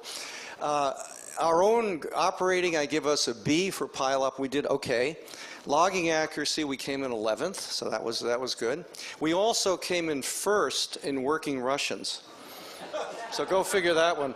Somebody posted statistics because the organizers were very, very worried about cheerleading. They were, particularly the Germans, thought that the local German teams would have enormous cheerleading, meaning their friends and other German hams would work them only, kind of the way you were talking about in Moscow. So somebody posted some comparative statistics about the various teams and how many people they worked from different countries. So what it showed, among others, was for the Germans, actually the winning German team worked a little more than everybody else. On the other hand, they came in second, so they worked more of everybody. Everybody else was sort of about the same. There appeared to be no German cheerleading. For the Russians, we were first. This is the strangest thing. I have no idea why. but it must have been our Russian accents that did it. But I have a Russian ancestor. well, there you go. I actually do too. The LYs who won, somebody posted the statistics of the number of LY stations, and they were off the charts. They worked like 300 LYs, and nobody else worked 150. Yeah, it's true. The LYs had a lot of cheerleaders, but if you discounted their score by the results of the cheerleading, they still would have won. Well, that may be true. On the other hand, they might have been spotted more. I haven't seen an analysis of relative spots, and it may be. Have you looked at that, Bob? It was 250, not 300 LYs that the LY team worked at. Other teams worked about 50, I think. So it was a huge gap. And they also have admitted that they were spotting on their own private Lithuanian network. And the Really? LY, I saw one the LY team was spotted, once they figured out who the team was, they spotted them like 31 times on DX Summit. And Really? They spotted any other team. Really? Well, that really is that's the definition of cheerleading, actually. You're not supposed to do that. And I think it's to the great credit of the organizers and the general fairness to everybody that the Germans didn't do that, because they were very worried about that. The Germans themselves, the organizers, were afraid. This contest has a history. Those of you who know about DA0HQ in past years that basically cheated in the contest for years. But didn't happen this time. Everything worked very well. Interestingly, I'm sure you're all familiar with the old Q signal, QWL. Now let's work the list, and one station sends you a bunch of calls. The only station that did that to me was a German. Okay. So finally, our grades. Our logging accuracy was great. We're very good at that. But CW versus phone, we didn't work enough phone. We would get discouraged, I guess. You'd work a spurt on phone, and then nobody would call for a minute or two or three. And in a contest, it's very easy to say, well, let's go to CW. Let's do something else, when we should have stuck it out. Rick had a wonderful run on 40 phone. The last hour of the contest worked 150 guys on 40 phone. This is at between 1 and 2 in the afternoon local time. Who knew? You know, I mean, this is the sort of thing we should have known better. You guys, we should have brought Mike, right? Should have brought Mike. There's a better call Mike, huh? Yeah. And we should have done more of that. So I give ourselves a poor grade on that. Mult finding, I thought we tuned around and looked for mults, but our mult total was low. And what we should have done is make a list. You know, N1MM has a list of mults. It's like 250 mults or headquarters stations. They go on and on and on. But most of them you never hear. You know, they're the Sarawak headquarters station or the Aruba headquarters station or something. You never hear those in the contest. We missed some common European ones, though. Like we missed Dark, the German, and Veron, the Dutch people, on 80. And there's no, there was no reason why. We should have found them on 80 and worked those two, and that's just an example. So we didn't do well on that. The other thing we did is Rick and I got along great. After the contest, we traveled in Denmark together with my daughter and son-in-law and had a wonderful time. And during the contest was fine. But we basically worked as two separate operators. We weren't really a team. We didn't pass multipliers to each other. We didn't really pay attention to what the other guy was doing except staying off the band that the other person was on. And so I fault us for that, and I think that was a problem with our operating. Yeah, we talked a little bit about multiplier hunting and multiplier passing. We even set up the N1MM macro for mult passing, but only used it once or twice in the contest.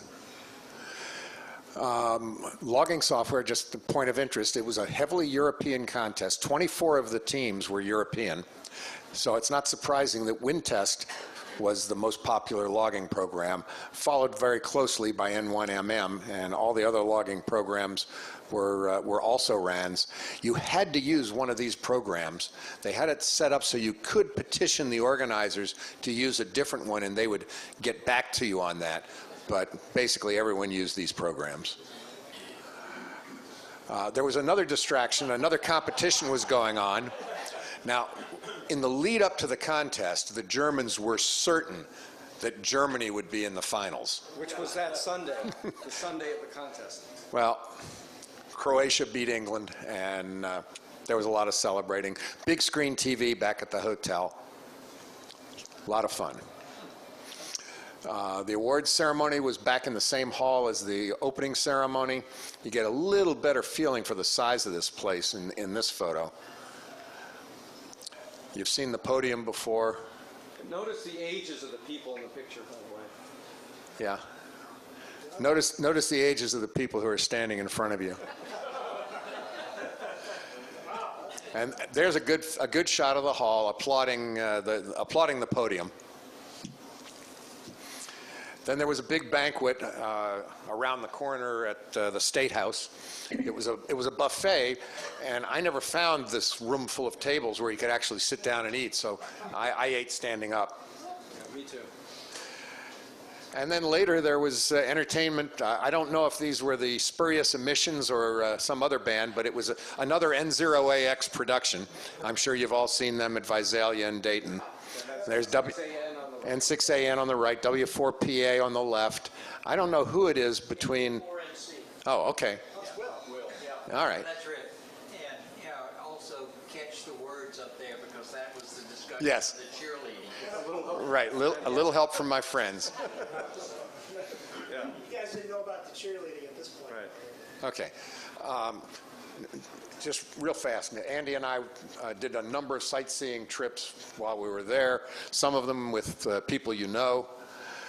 Leipzig University was built in an old church building. No, actually what this is Leipzig. There was a trip one day to Leipzig, and the former picture had us with Bill Vinci on the trip. The East Germans, for some reason, knocked down a church, I think we were told in 1969 in Leipzig, and the university rebuilt a university building in the shape of the church to honor the church. That's actually a university. It's a fascinating story. And Leipzig is also where the revolution, according to them, began in 1989. Is that historically accurate? Yeah. Against the East German regime. It began with peaceful church services, as we were told, with 9 people. And then it gradually grew, and then one day in October 1989, there was a demonstration with 70,000 people, a peaceful demonstration. And that was the beginning of the end. Is that? Yeah. That's what they told us. Okay. Leipzig was also Bach's home. Yes. As a matter of fact, here's Bach. He's a straight man. And allegedly, this is the church where he was Kapellmeister. And it was also the home of Goethe. And there's a beautiful piece of sculpture there. This is the devil from Faust. This is upstairs from a beer hall where allegedly Goethe went to drink.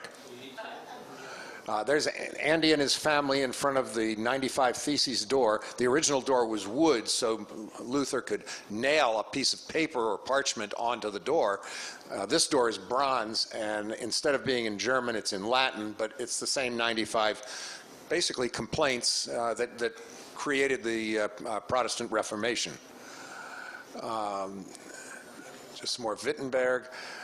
Dorte is the wife of K3ZJ, and she's Danish. So she gave us all sorts of advice on what to do in Denmark. Back to Luther's church, magnificent on the inside.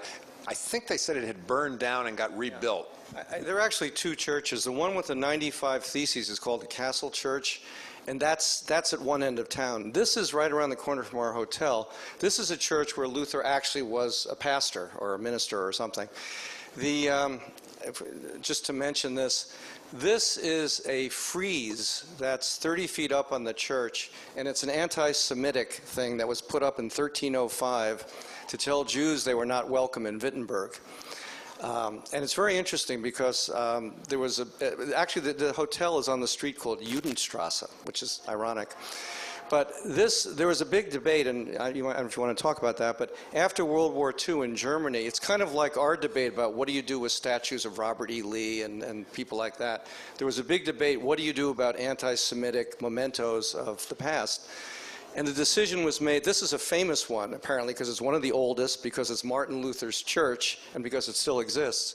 And the decision was made to leave it. It's 30 feet up, as I said, but put a plaque at ground level explaining the history of it and what it means and what it stands for and so on. So it's an interesting way of kind of paying homage to the past without glorifying it, or without destroying it either. And here's some contesters. Everyone in this picture is in this room right now, except for John Laney, K4BAI. That's Tom. Andy and I were walking down the street after dinner, and there's Tom. Tom's son was there too, but I guess he didn't get into the picture. He took the picture. Oh, he took the picture. Okay. I think that's right, yeah. There you go. Somebody got this beautiful picture from up high, showing the two main churches. We should probably stop. Yeah, we should go through this. Okay, this was an interesting slide. 24 qualifiers from Europe, 14 from North America, dribs and drabs from everywhere else. And photo credits. Teams are 35 European teams. Yes, because many of the wild cards and other ways of getting in were also European. So there was a home field advantage, but they had competition. But I am struck by the fact, as we mentioned when you showed the slide, Bob, that of the top 10 teams, they were literally for 10 different countries. Now, 9 of them were in Europe, that's true, but still, it was 10 different countries. And that's pretty interesting. Okay, that's it. That's it for us. Okay.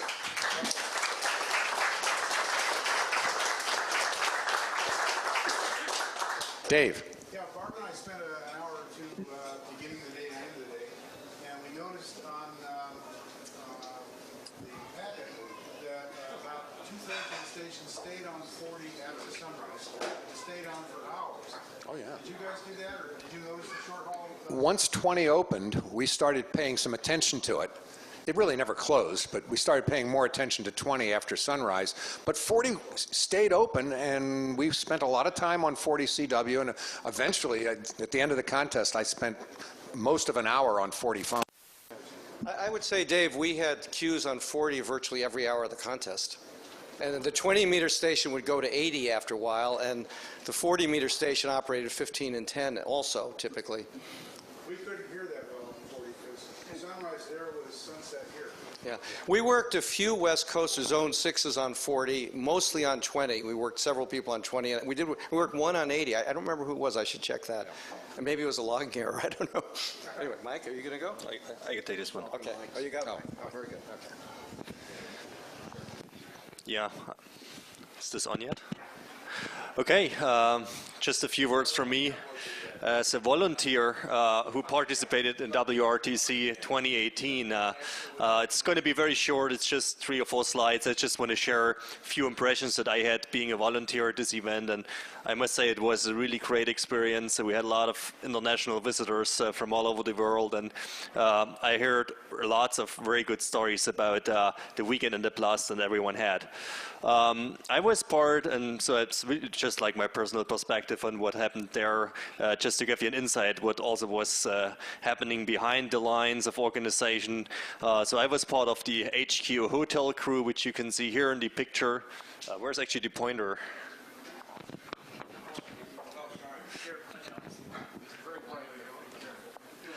Okay, so this was the hotel crew. This is Fred, Hopengarden, Kilo 1, Victor Romeo. He was also part of our hotel team. So our task was to check in all the people, the referees, the competitors.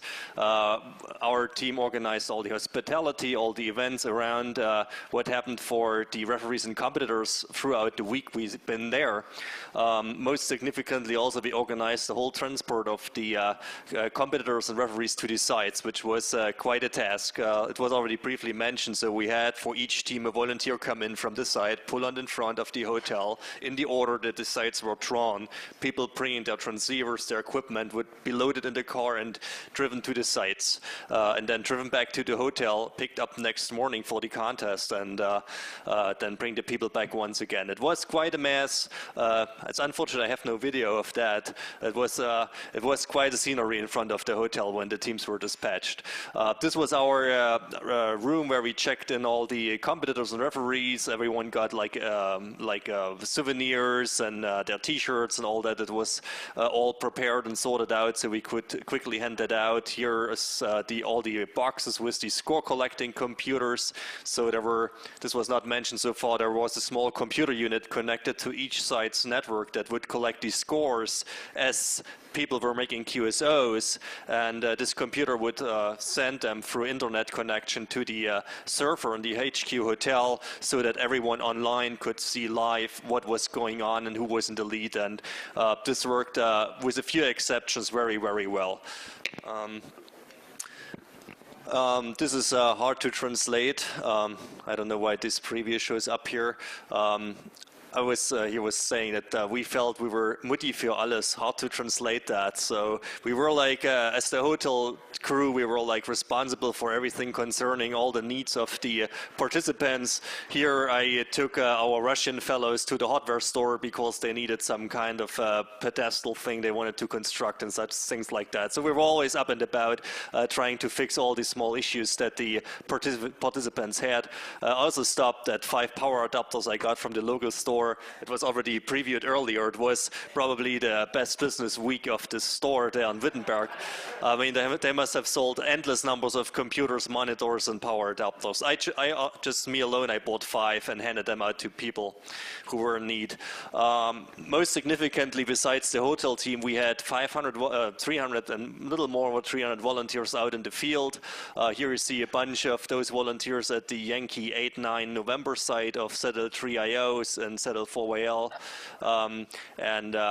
Yeah, these guys, they really had a job there. They were camping out there starting 4 days before the contest. In fact, the volunteers were the first to actually set foot on the site, so they really had to navigate closely to the designated site and start setting up the perimeter and then receiving all the equipment from preparation teams and transport teams, which then during the preparation days before the contest, there were teams bringing in all the equipment. There was a dedicated antenna team which would set up each tower, test each antenna, test each cable, and hand it over back to the site crew. And then during and before the contest, when the operators were on site, it was also a big deal for the site volunteers to provide coffee. You already heard that. One site I visited, actually, the site hostee actually baked cake right on site. It was smelling wonderfully when I turned in there.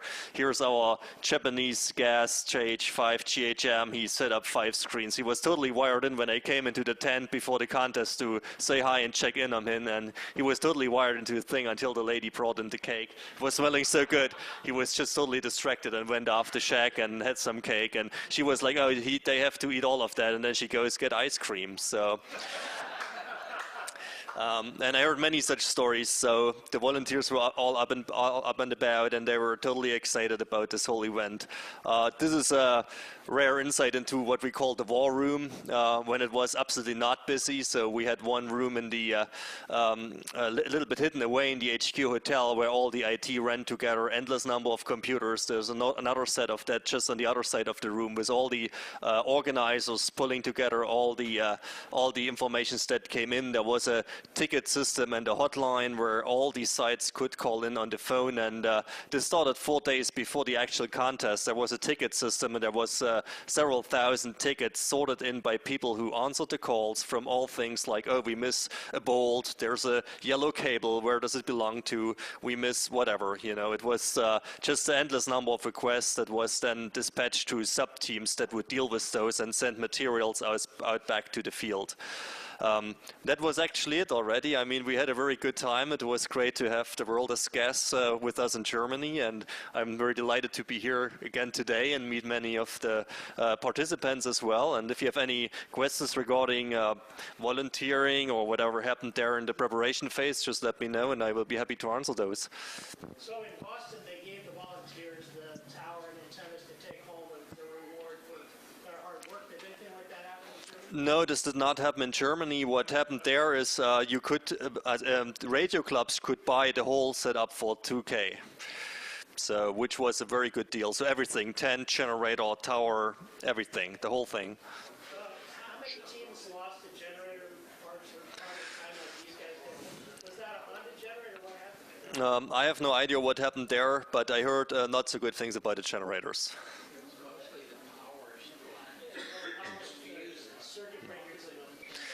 Yeah, there were several issues with the generators. I think they picked expensive ones. That was, I mean, this was supposed to be good quality. It was tested, but you know, if you dispatch 63 units, if it's just 1% or 2% fail rate, you know.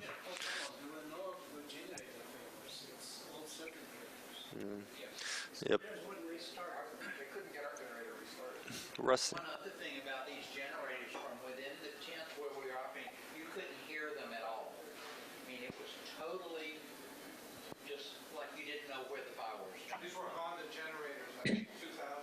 Yeah, yeah. Yeah. So this was just my short perspective as a volunteer. I didn't want to bore you too much with it, but I guess Ed wants now to share his referee perspective.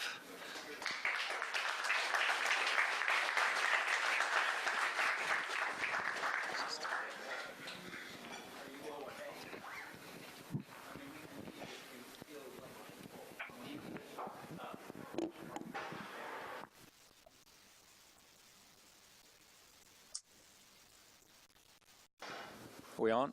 We on? Okay. So I know it's getting late. I've got about 15 minutes. I'd like to give a perspective on from the referee's viewpoint. Rusty and I were referees this time. There was also a third NCCC member, Dennis, K7GK. You may have remembered, lived here in the Bay Area for a while, is now in Netherlands. I'm sorry? Amsterdam, yeah. And was also refereeing, and we've got some pictures in here for that. So as an enticement for you to stay another 15 minutes through this, as you may remember, I sponsored a wine challenge for the club for anybody, any club member that worked my station in WRTC. I started this in the Boston event, and of course the gotcha in all of this is that you don't know who my station is until the contest is over, so you have to try to work everybody. And there were some diehards in the club that actually got very close to working almost everybody, and we'll talk about that here at the end. So on my slides here at the bottom, on most of the slides I've got a date and the time of day of what's going on. I'm going to go through in order.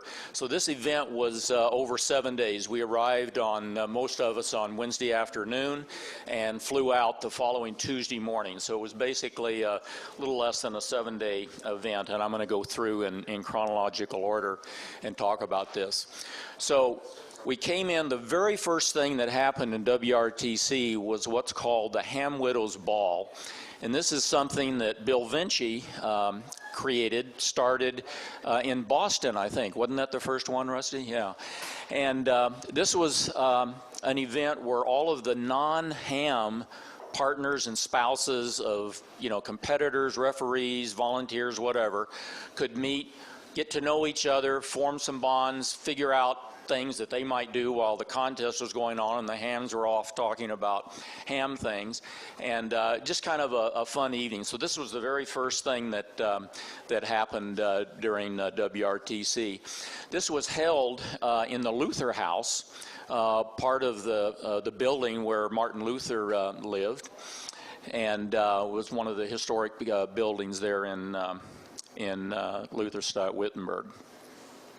This is Bill doing his thing up in front. He had a lot of games, and he had the main thing of the evening is a competition where the spouses and partners explain what they have to go through as partners to a ham. And so you get more points if the ham has more than one station around the, QTH around the world, and however many towers there are. And if you find out that when your third child was being born, that the ham was at a contest and didn't show up for the delivery. So all of these things add up. And this year, Karen Grant, the wife of K1DG, was crowned the queen of the event because whatever stories, by the way, hams are not allowed to be there, so I don't really know what happened except that she was crowned. But whatever story she told, out-told everyone else in the room. Put her over the top list of questions. She was the only one who answered. How many of you have a husband who's a ham who has towers at 2 different houses? Yeah. She was the only one. She was the only one that... One of the other questions that was there is, who spent the most money on your husband's credit card during the contest? Oh, during the contest? Yeah. Yeah. Okay. There's been several slides here tonight talking about the ZL family that are actually from the East German part of Germany and very close to Wittenberg there. I keep hitting the wrong button. And this is the mother, Birgit, ZL2YL, not to be confused with her 17-year-old daughter, ZL4YL, who was a competitor.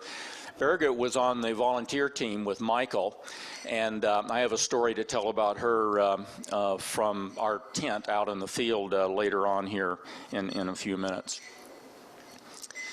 So you've seen some of the slides of the progression coming in. This was, as Andy said, really remarkable. By the way, despite the fact that Rusty and I neglected to wear our uniforms tonight, the referees had dark green shirts. Competitors had yellow shirts, and the judges, of which there were 6 judges. So Rusty and I were referees. We were out in the field, one each referee at each site. The judges were back at headquarters, and they're the ones that oversaw the log checking and any disputes that came up, any questions that maybe came up before while we were setting up with antennas and that sort of thing. And they were in red shirts, so basically the German colors. So, this is Dennis. For those of you who don't know, this is K7GK, who's an associate member now of NCCC in Europe. Okay, I'm not clicking here. Point at the projector. No, it shouldn't matter. The big button, right? Yeah. Okay. All right. And as was said, we all had to take an oath. So all the yellow shirts got up first, and they went through a 2 or 3 stage oath of basically being good sportsmen.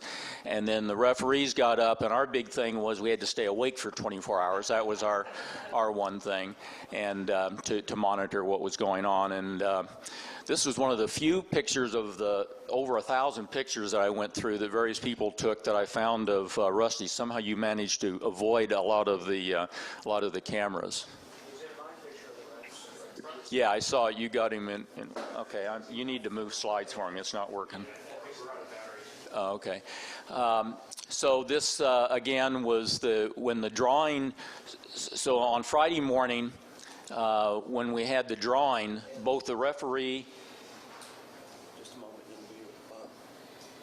The referee was announced with the team, and so as referees we were sitting there just like the competitors trying to figure out what team we were going to be with and what site we were going to go to.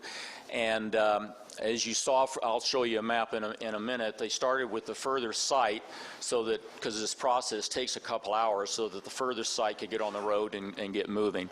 So this is Dennis getting paired up with the second German team. So this is a map of all the sites here in purple, and this dot up here at the beginning of this red line is Wittenberg. And as someone I think pointed out earlier, Rusty was one of the first ones picked and went to the furthest site, and that was why his team was picked, and Rusty happened to be with it. And I'll note here that when he left, he had a big smile on his face because this was the 3rd place team in Boston, and they're Germans, and here we are in Germany, and he was going to get to have a real show for the next 24 hours. So he started off on his, hour-and-a-half trip or something down to the furthest most part from where we were located. And then I got selected a little more than halfway through the list later, so I was still sitting around waiting. But look who I got teamed up with. I got the 2nd place team in Boston, the Slovaks, and so I was on cloud 9. I was really looking forward to the weekend.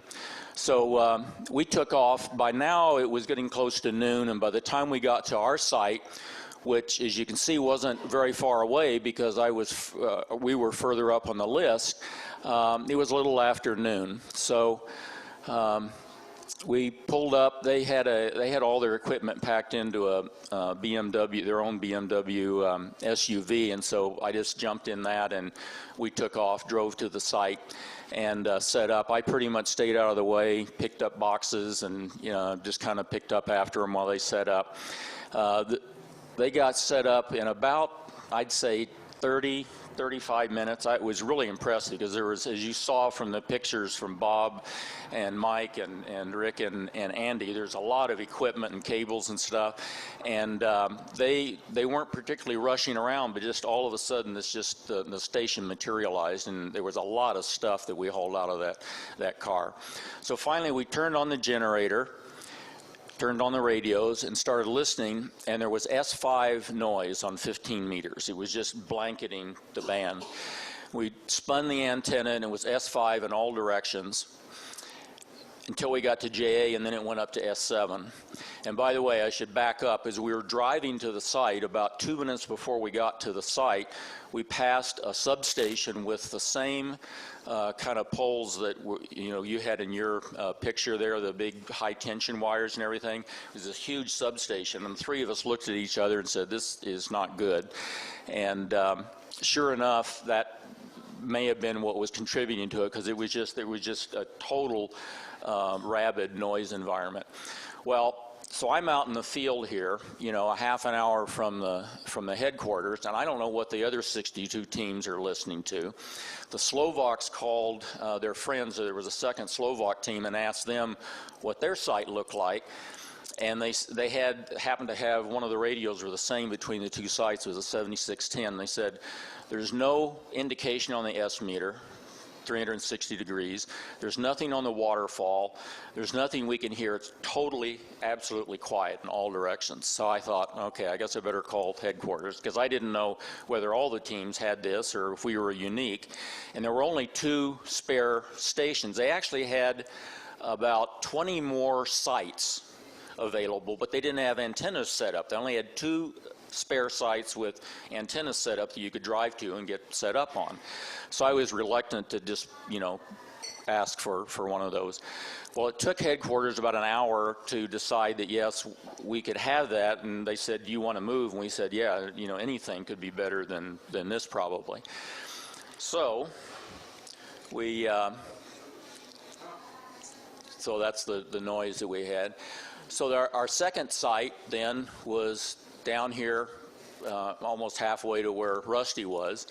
So we drove there, and on the way there I said, "Look, this time instead of setting the whole station up, let's just take the 7610 out of the box, plug it into the generator, and manually hook up the antennas and see what it looks like."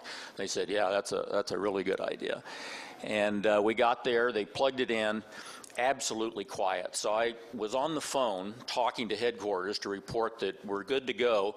They started spinning the antenna, and they got around to JA again, and the noise jumped up to S7, and it was going at the same cycle as one of the windmills. There were about 50 wind machines around us. So there must have been a bad connection. The Germans probably didn't have that bad connection when they tested the site, and something could have happened, even just the day before that malfunctioned there. So, there's one more spare station, and again, I don't know how the other 62 stations are going. It's now almost dinner time on Friday.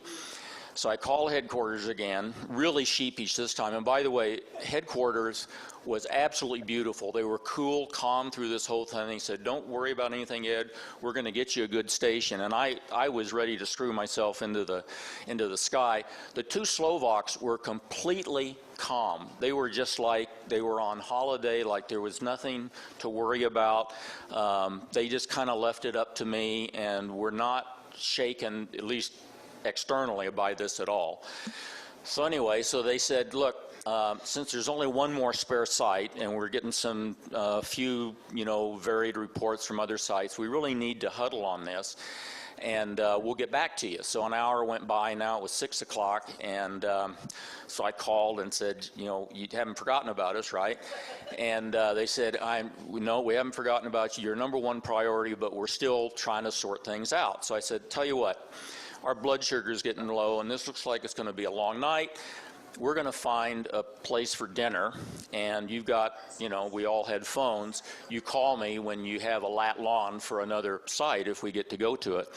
And so, sure enough, in the middle of dinner, I got the call. They gave us the coordinates of another site, and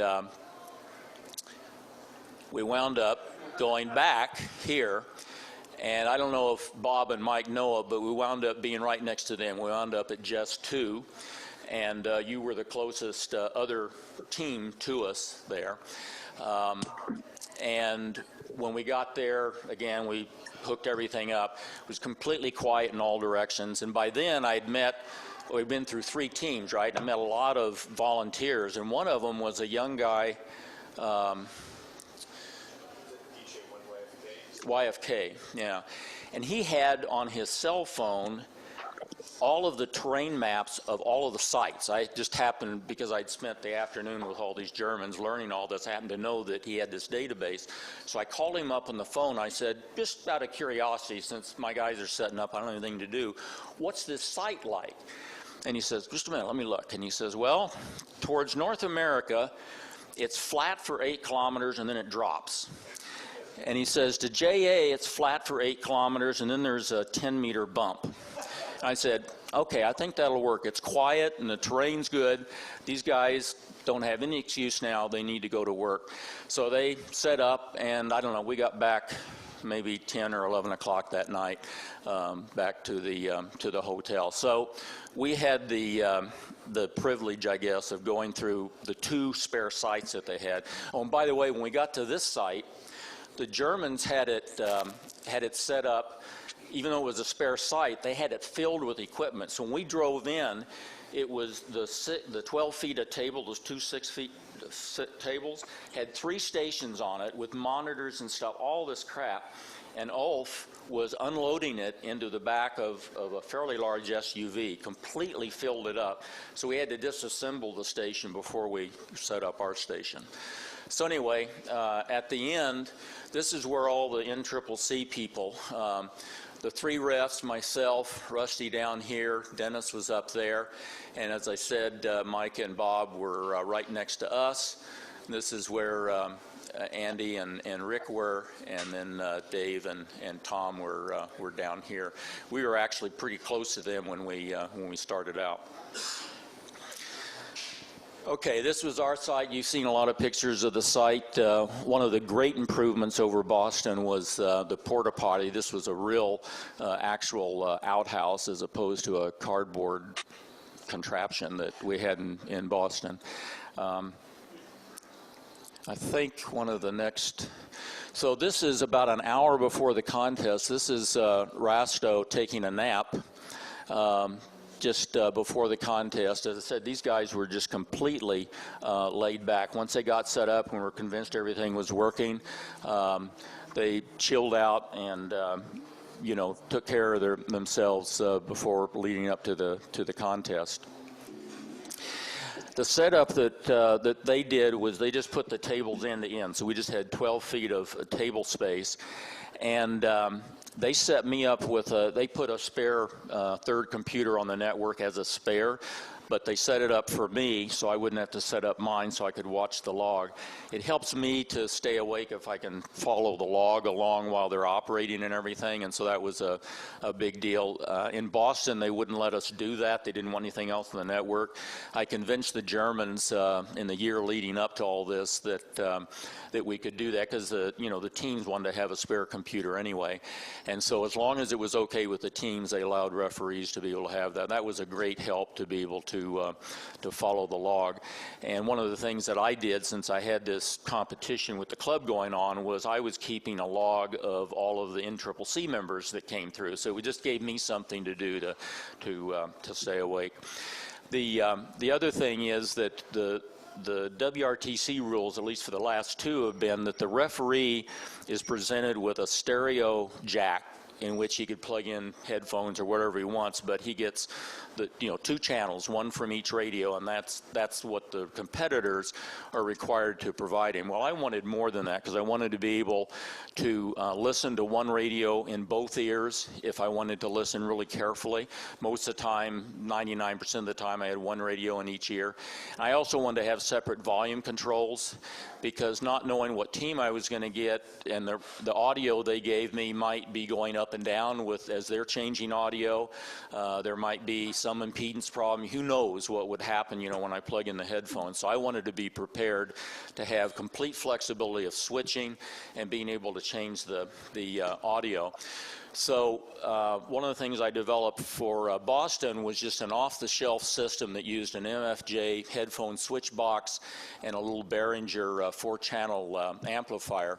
Now, some of the refs used these mixer boxes, which are like what Bill has here, but much smaller, which are fine, except that you can't get both one radio into both ears. You can turn one off and listen in one ear, but you can't do that. So I wanted the flexibility of being able to do that. So this is what we had. Rusty had one of these. Charlie, NF4A, and a number of other refs duplicated this system.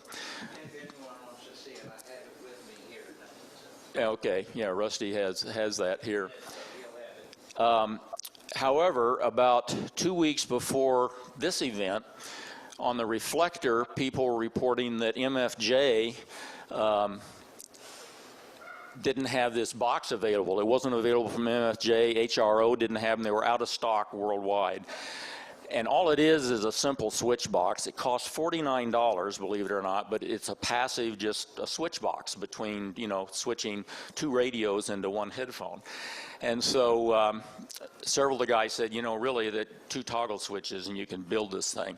So when I got home, I was frustrated with this, and I'll talk about what the second version of this is in a minute. This is a couple slides. This is sunset.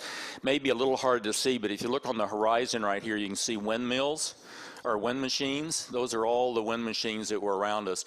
This particular site, there was no noise that we detected. This is Birgit ZL2YL, the mother of the daughter that competed with her husband, the father, the Germans that have relocated to New Zealand. And I met her for the first time, believe it or not, about 9 o'clock at night, I think, Saturday night. It's dark. And out of the corner, I was sitting towards the edge of the tent, out of the corner of my eye, these 2 women show up, smiles from ear to ear with a big plate of food, cooked food and everything. And I go, wow, this is really great. And so it turns out that Birgit and Margit, who was the XYL of our site manager, had prepared all this food and kept bringing this great German food to us throughout the contest. Josef and Rasto, my team, didn't eat during the whole contest. I think they maybe had a banana or something in 24 hours. I found out afterwards that Rasto had an impacted tooth. He didn't tell us, and I had no indication that this was the case, but he operated the whole contest, and he said, he emailed me a couple days after the contest, said the first thing he did when he got back home, he went to the dentist and they pulled the tooth out. So he couldn't eat because he was in such pain during the contest. But anyway, Birgit was a volunteer there and did a great job. If you go to their website, you'll find out that Holger and Birgit in their home in New Zealand have a guest wing to their house with 2 large bedrooms. And you can go, and it's like an Airbnb sort of thing. You can go and stay with them, get full use of the station, and they're great hosts. They love to have people come over. Carl and Sue Cook did that several years ago. Carl operated a contest from there, so if you're interested, you might look that up on the web. This is a shot of the Lithuanian team, the ultimate winners, at 20 Zulu at night. And then on Sunday afternoon, 2 o'clock, the contest, local time, the contest was over. And as the referees came back to the hotel in the lobby, we were greeted to turn in our box of goodies. So as a referee, we were handed not only the envelope with the call signs in it, but we were also given the score computer, which was a cell phone operated thing that hooked up to the network and grabbed the score every 15 minutes and sent it back to the scoreboard that everybody worldwide could watch. And there was a clock and the power meter, and so we had to check all of this stuff in. My team, by the way, one of the great things about being a referee is you get to enjoy all the things that we've talked about tonight without the hassle of carrying all this equipment halfway around the world and setting it up and hoping that it works and all of that. But you get to observe all of this, and you get to observe some really great operating.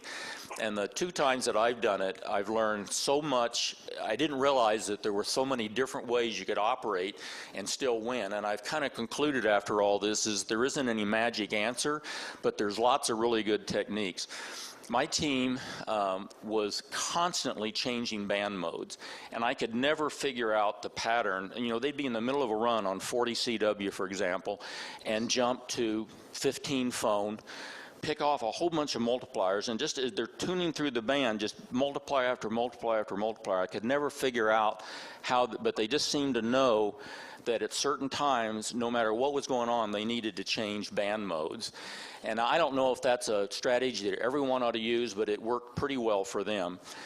And on Sunday afternoon, when you saw the picture of Croatia beating England, and everyone was in there after the contest in the conference room watching that at the hotel, my guys were in their hotel room poring over the log that they just, worked the previous 24 hours, analyzing it and trying to understand how they were, had done in the contest. And they told me that night that they felt like they had done too much search and pounce. But I was very impressed that it seemed to me 30 to 40% of the time they left a run and would go and search and pounce on some other band mode and pick up multipliers. And then sometimes they'd run there for a little bit, but they didn't seem to get really bored into running for a long period of time, except for the first 4 hours of the contest. They had one station on 20 CW starting out the contest, and that was the longest I ever saw them stay in one place at one time. Andy was pretty hard on your team about passing mults. These guys did pass mults a couple of times, but not all that much. They, in terms of operating as a team, I would say 99% of the time they were just 2 independent operators operating. But when they did talk to each other, pass a mult, or make a comment to one another, it was clear that they had done this before. They operate as partners in multi-ops, all during the year. The week after WRTC, they went to CR3 for 3 weeks. They're building a contest station there with a buddy, and they were setting all that up. So they contest a lot. And there's nothing like thousands of hours of practice to get good at something. Yeah, while you're talking about moving multipliers, let me interject. Yeah. My team probably did more of that than anybody. They extensively used their network gap feature, connecting to everything. They started probably 2 hours into the contest. Anything that was semi-rare to rare, they moved it right then and there because they knew where it would go, and they never spoke to each other. It was just a quick word or two across the network. They each knew which frequency the other one was on. They would send whoever the rare station was. Yeah. I would say 60% of the stations they asked to move actually went there, and they probably connected and made the QSO with 60% of them within 2 or 3 minutes. Yeah. It was remarkable watching the German team that came in second at how seamlessly and effortlessly they moved those multipliers. Yeah. Yeah. So I think the key to that is practice is kind of the conclusion I came to. But it was it's really impressive to watch this going on and the nice flow of operating. And I think that I would not be critical that they spent too much time searching and pouncing. I think they did a really good job on mults. So anyway, there was Michael doing his work there, checking in referees. So here's, I think, the only shot I've seen tonight of the judges. This is Randy and Bernd, 2 of the 6 judges, Sunday evening, looking at the log checking. And then just a couple of shots. This was a little think this was the ice cream place just around the corner from the hotel. We spent a lot of time at that during the week. Bill and Rusty. There's Tom and Bill. Tom came down with Steve for a day and joined us. That was great. In fact, Bill took us for a little mini tour of Wittenberg. Those of us that, such as myself, was out in the field going through these 3 sites missed the tour of Wittenberg. So Bill took Tom and Steve and Rusty, me, and John Laney on a tour of Wittenberg and just repeated that for us. So it was great. We got to see all that. And that's Mary and me. And when I put these slides together, I noticed that here's Michael in the background, and I go, oh my God, here we are taking a picture. We're having ice cream or something, and we're completely ignoring Michael. And then Michael reminded me, no, he came up to join our table. There were actually 6 or 7 of us here, and there wasn't enough room, so he moved off with some VEs and was there. So I didn't really ignore him. And then on Monday night was the closing ceremony. As I said, everyone left on Tuesday. And we had a little, as Bill likes to say, wine and ham and cheese party in our room. This is Rasto and Yosef, which was my team, and of course Rick and Andy. John Laney, K4BAI, a lot of you know, and then Rusty and myself. This is Michael at the final ceremony. Michael, I didn't actually hear whatever you were saying because shortly before this my phone buzzed. And mind you, this is Monday night, right, and we're supposed to fly out Tuesday morning. My phone buzzes. It's British Airways that our flight is canceled, and they've put us on some Spanish airline going through Madrid a day later, and we're not flying into San Jose where we left. We're flying into San Francisco. So Mary and I politely excused ourselves, went outside and, negotiated with British Air for an hour and got on our same flight just a day later. So we got a bonus day in Wittenberg, but at least got back to the same town we left from. And then at the final ceremony, here's Tom, W2SC, N6TR, Tree, and Bill. As Rick, I guess, didn't discover, there was an outside area with some little stand-up tables where you could eat and drink and so forth. But inside the building, there was actually set up regular tables, and that's where where Ward and his pickup band did the entertainment for the evening. Okay, so back to my little setup. So when I came home, I realized that, maybe I could just fit 2 toggle switches and a phone jack inside this little Behringer headphone amplifier, because it's only $24. That eliminates a $50 switch and makes everything much more compact. And so that's what I did. And so we went from this system that we used the last 2 WRTCs, and so if I get to go to another one, it's going to be much simpler now. It's just a simple little box. The headphone switches, now I can put either radio in either ear. I've got individual volume controls. It's very compact, very simple. I use a battery pack because 8 AA cells will power this thing for more than 24 hours, so I don't have to hook up to the power and worry about any ground loops or putting anything back onto the competitors. And then just for kicks, I bring a little recorder, and I also record the contest, even though the competitors do. This is a little galvanic isolator, ground loop isolator, just so that I make sure there's no ground loops going into the competitor system. And then I have a bag of ferrites, which I've never used, but they're always there for last minute troubleshooting. So that's just a thing of the box. There's the schematic. If anyone's interested, you can look at that offline. Okay, so last slide. So I offered a challenge to club members that I would present a bottle of our wine to any club member that worked my station that I got assigned to during the contest. And of course, I didn't know who that was going to be until Friday morning. You guys wouldn't know until after the contest. Certainly you wouldn't know which team that I was associated with. So it turns out we had 19 winners out of the club. However, I loaded the deck a little bit here because at the top, so by the way, these are all club members that worked my station, which was Yankee 84 Zulu, and this is the time that they worked them. So they're in chronological order, and as you might expect, the NCCC people, either as referees like Rusty or Dennis, or as competitors like the 3 teams that we had there, it's probably not surprising that they worked us since we were only a few kilometers apart. So they worked us first. Tom and Dave were the first ones to work us 12 minutes into the contest. So you can imagine on 20-meter CW, all these Y80X stations were working each other at a very high rate for the first half hour, 45 minutes of the contest. Interestingly enough, and now I know why Rusty's moving to Washington, the very first West Coast station that worked us was Dick Devendorf at 1423, and the next West Coast station was Jim, which was a couple hours later. I can't read that. Yeah, actually 2.5 hours later.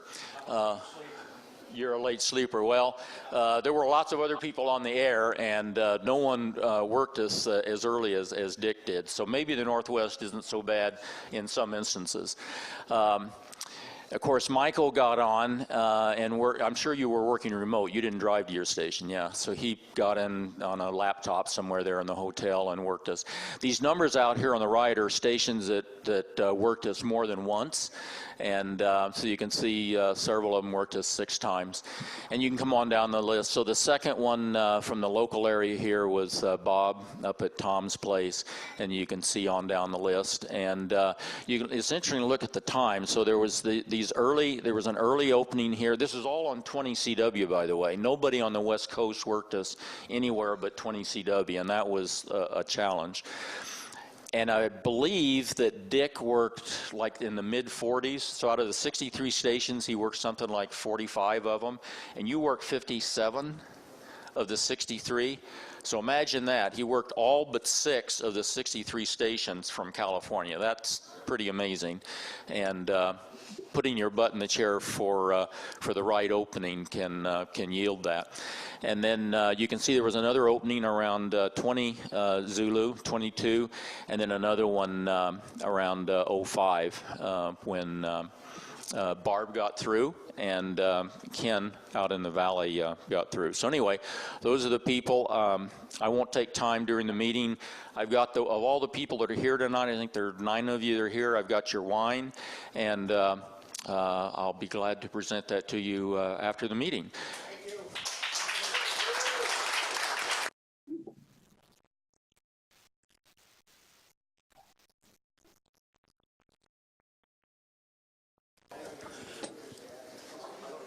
Okay, noting that it's 9:30.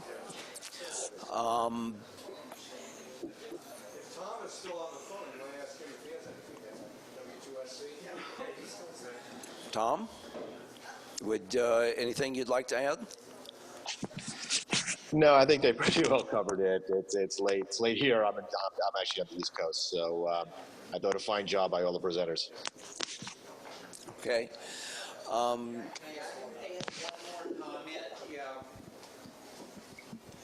With my team, Ed mentioned there are lots of different operating styles.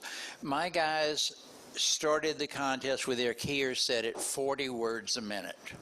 And I just said, that to me was way, way too fast.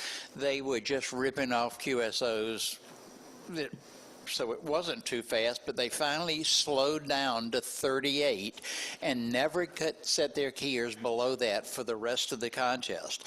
And they never had people come back asking them for repeats. Everybody knew what the call sign was and what the report was as soon as you figured out the call sign. But it was amazing. They were really efficient. Even guys who would come back to them at 18 or 20 words a minute, they fired right back at 38, completed the QSO. Yeah, so that was just one of the fascinating things. The other thing is my guys knew to take advantage of 40 meters in Germany. The band never closed. It was wide open all day long, working very loud DLs in nearby stations on 40 CW, which we just can't do here. It was a bottomless pit for them of just QSOs everywhere. Rusty, another observation about that. That's what field day is like in the Midwest. Okay. And I believe probably on the East Coast. Yes, it is. We had, when when I worked with the group in Chicago, one guy, when I worked with the group in Chicago, one guy sat on 40 meters from the time it started until the time it was over.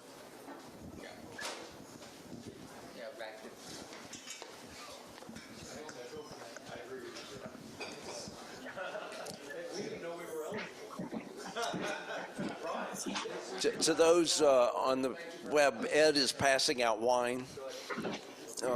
Tom, you'll have to wait to get yours. Anything else? Well, I didn't ask for questions because I thought we were going to have a discussion at the end. Does anybody have any questions for us? Something that shows us.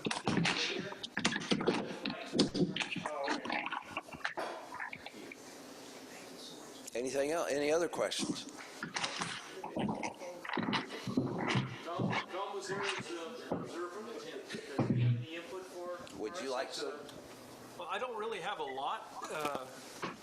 It was fun to be with the best of the best and hang out with them and recognize a lot of them from here, which was a pretty surprising thing. I don't think I realized I was going to recognize this many people. I met Bob right after Russia, or about the same time, and then I thought at the time, if he ever gets in it again, I'd like to help him along somehow.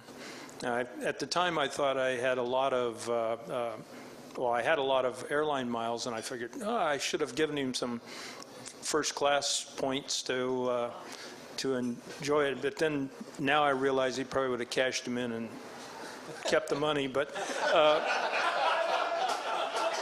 so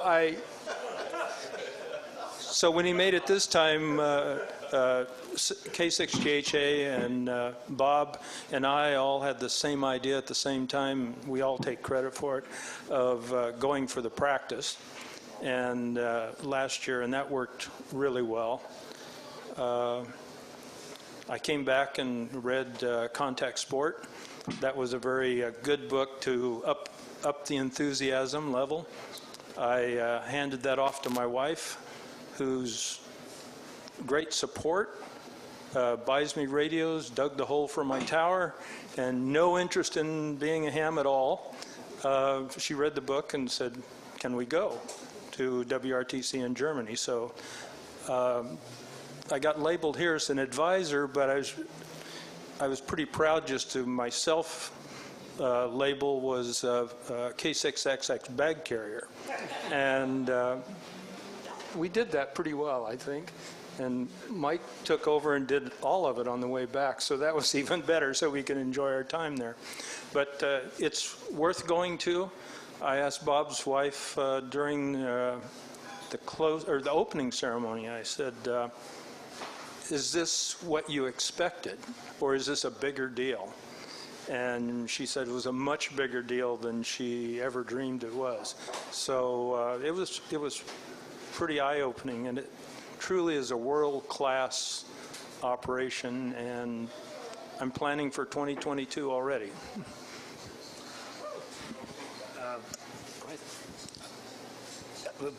As you know, I'm not a real contester like WRTC class because it's a phone contest. And I'm challenged in the phone contests. It was my first one, anyway. So if you want to hear rookie perspective on it, besides the fact that I was invited, which took me a very long time to think about, and like 4.5 seconds, maybe even 5, to agreed to go there. One of the things which really impressed me was when 20 meters all of a sudden stopped working at around 6 o'clock on Friday before the contest. And after watching these guys running around, I made a bet with myself that we are going to leave from here at around 11:30, maybe midnight, if at all. And 20 minutes later, they fixed it. That was a real eye-opener, how people can work with hardware, which is really hard to work with. So.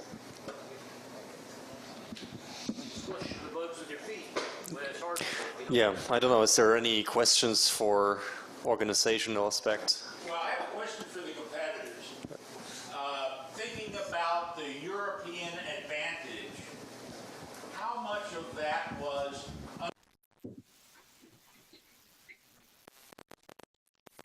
of it was something else? Well, Mike and I cheated by looking at last year's logs, and that's why we followed the Lithuanians' band plan. They were jumping all over the place all the time, just like Ed was talking about, and I think Rusty mentioned. They were everywhere all the time. We were on 80 meters at 10 o'clock in the morning. We were on 40 meters all the time. It was amazing. Rick, do you want to? And they were up on 10 at 10 p.m., 11 p.m., working Scandinavians, probably picked up 12 or 15 multipliers. Yeah. Like that. They knew the openings for themselves. We would have never done it. Yes. There was definitely home field advantage for the Europeans. On the other hand, I think as a breed, Europeans are at least as serious as we are, probably more so. They are real competitors. It's their lives. I think they out-operated a lot of their non-European colleagues, despite having that home field knowledge. Yeah, I have nothing to add. I think that's really true. It would have been, I think we came away thinking there are a lot of things we now understand better. And if we were to go back, if we could redo it, of course, this is what everybody thinks after a contest. You can analyze the mistakes you made and do better. The Lithuanians ended up with an astonishing QSO total, though. I mean, they were over 5,000. They were hundreds ahead of the next team.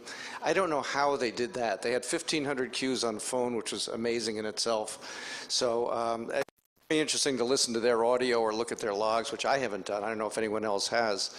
But there obviously were some fantastic operating here, and it was very impressive. Anybody else want to May I make one more comment?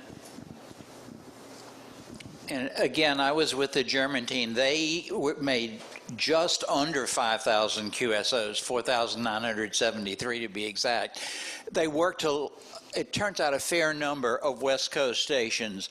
And what struck me is that everybody on the West Coast sounded just alike.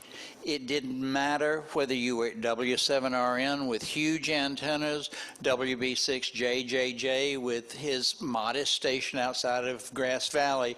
Everybody was S7. And to add to your comment, our first West Coast was Jim McCook, W6YA, who came through at 1442 Zulu, about 20 minutes or so after Dick Devendorf, so the Northwest doesn't have an advantage over San Diego. Our first Northern California came through a little over, well, in fact, is after we worked Jim, it was 2 hours before we worked our second West Coast station at 16-something Zulu. And our first Northern California was WB6JJJ, in that 1600 hour. And like I said, a small station, but just as loud as everybody else. It was like you came in, there were two little windows, as Ed's slide showed. We worked, it was only on 20 meters for us. Anybody else? It's getting, Greg? Is there anything that you thought that the West Coast stations could do differently? Move about 2,000 miles toward the east. They really do have, the East Coast has an advantage into Europe. Jack? Yes, Dave. It's very interesting. We tried to work some stations on 40, and we noticed that 40 at sunrise in Germany and sunset here were almost to the minute the same. So as the band was dying in Germany, it was coming up here, and we never heard a soul on 40. I think maybe we heard one little whimper, but it just was impossible. There wasn't enough overlap. It was very interesting, though. I tried to work the guys on 40. I never heard anybody.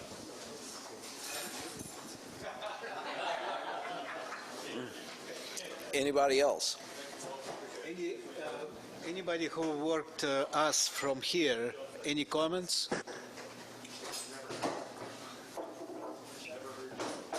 Yeah, I agree. Never heard you guys. SRD worked us. You're all weak. I worked with you guys, didn't I? Yes. You were all at.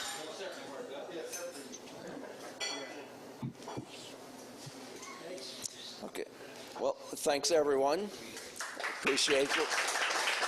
This was a lot of fun. So, reminder, this weekend, NAQP sideband. K6DGW is already taking your reservations. Be sure and sign up so that you can operate. And I know Mike has been pushing me for quite a while on CW. Maybe it's time for me to push you on phone. It's also a great opportunity to share your station with a newcomer, so please get on. Let's go. See you guys next month.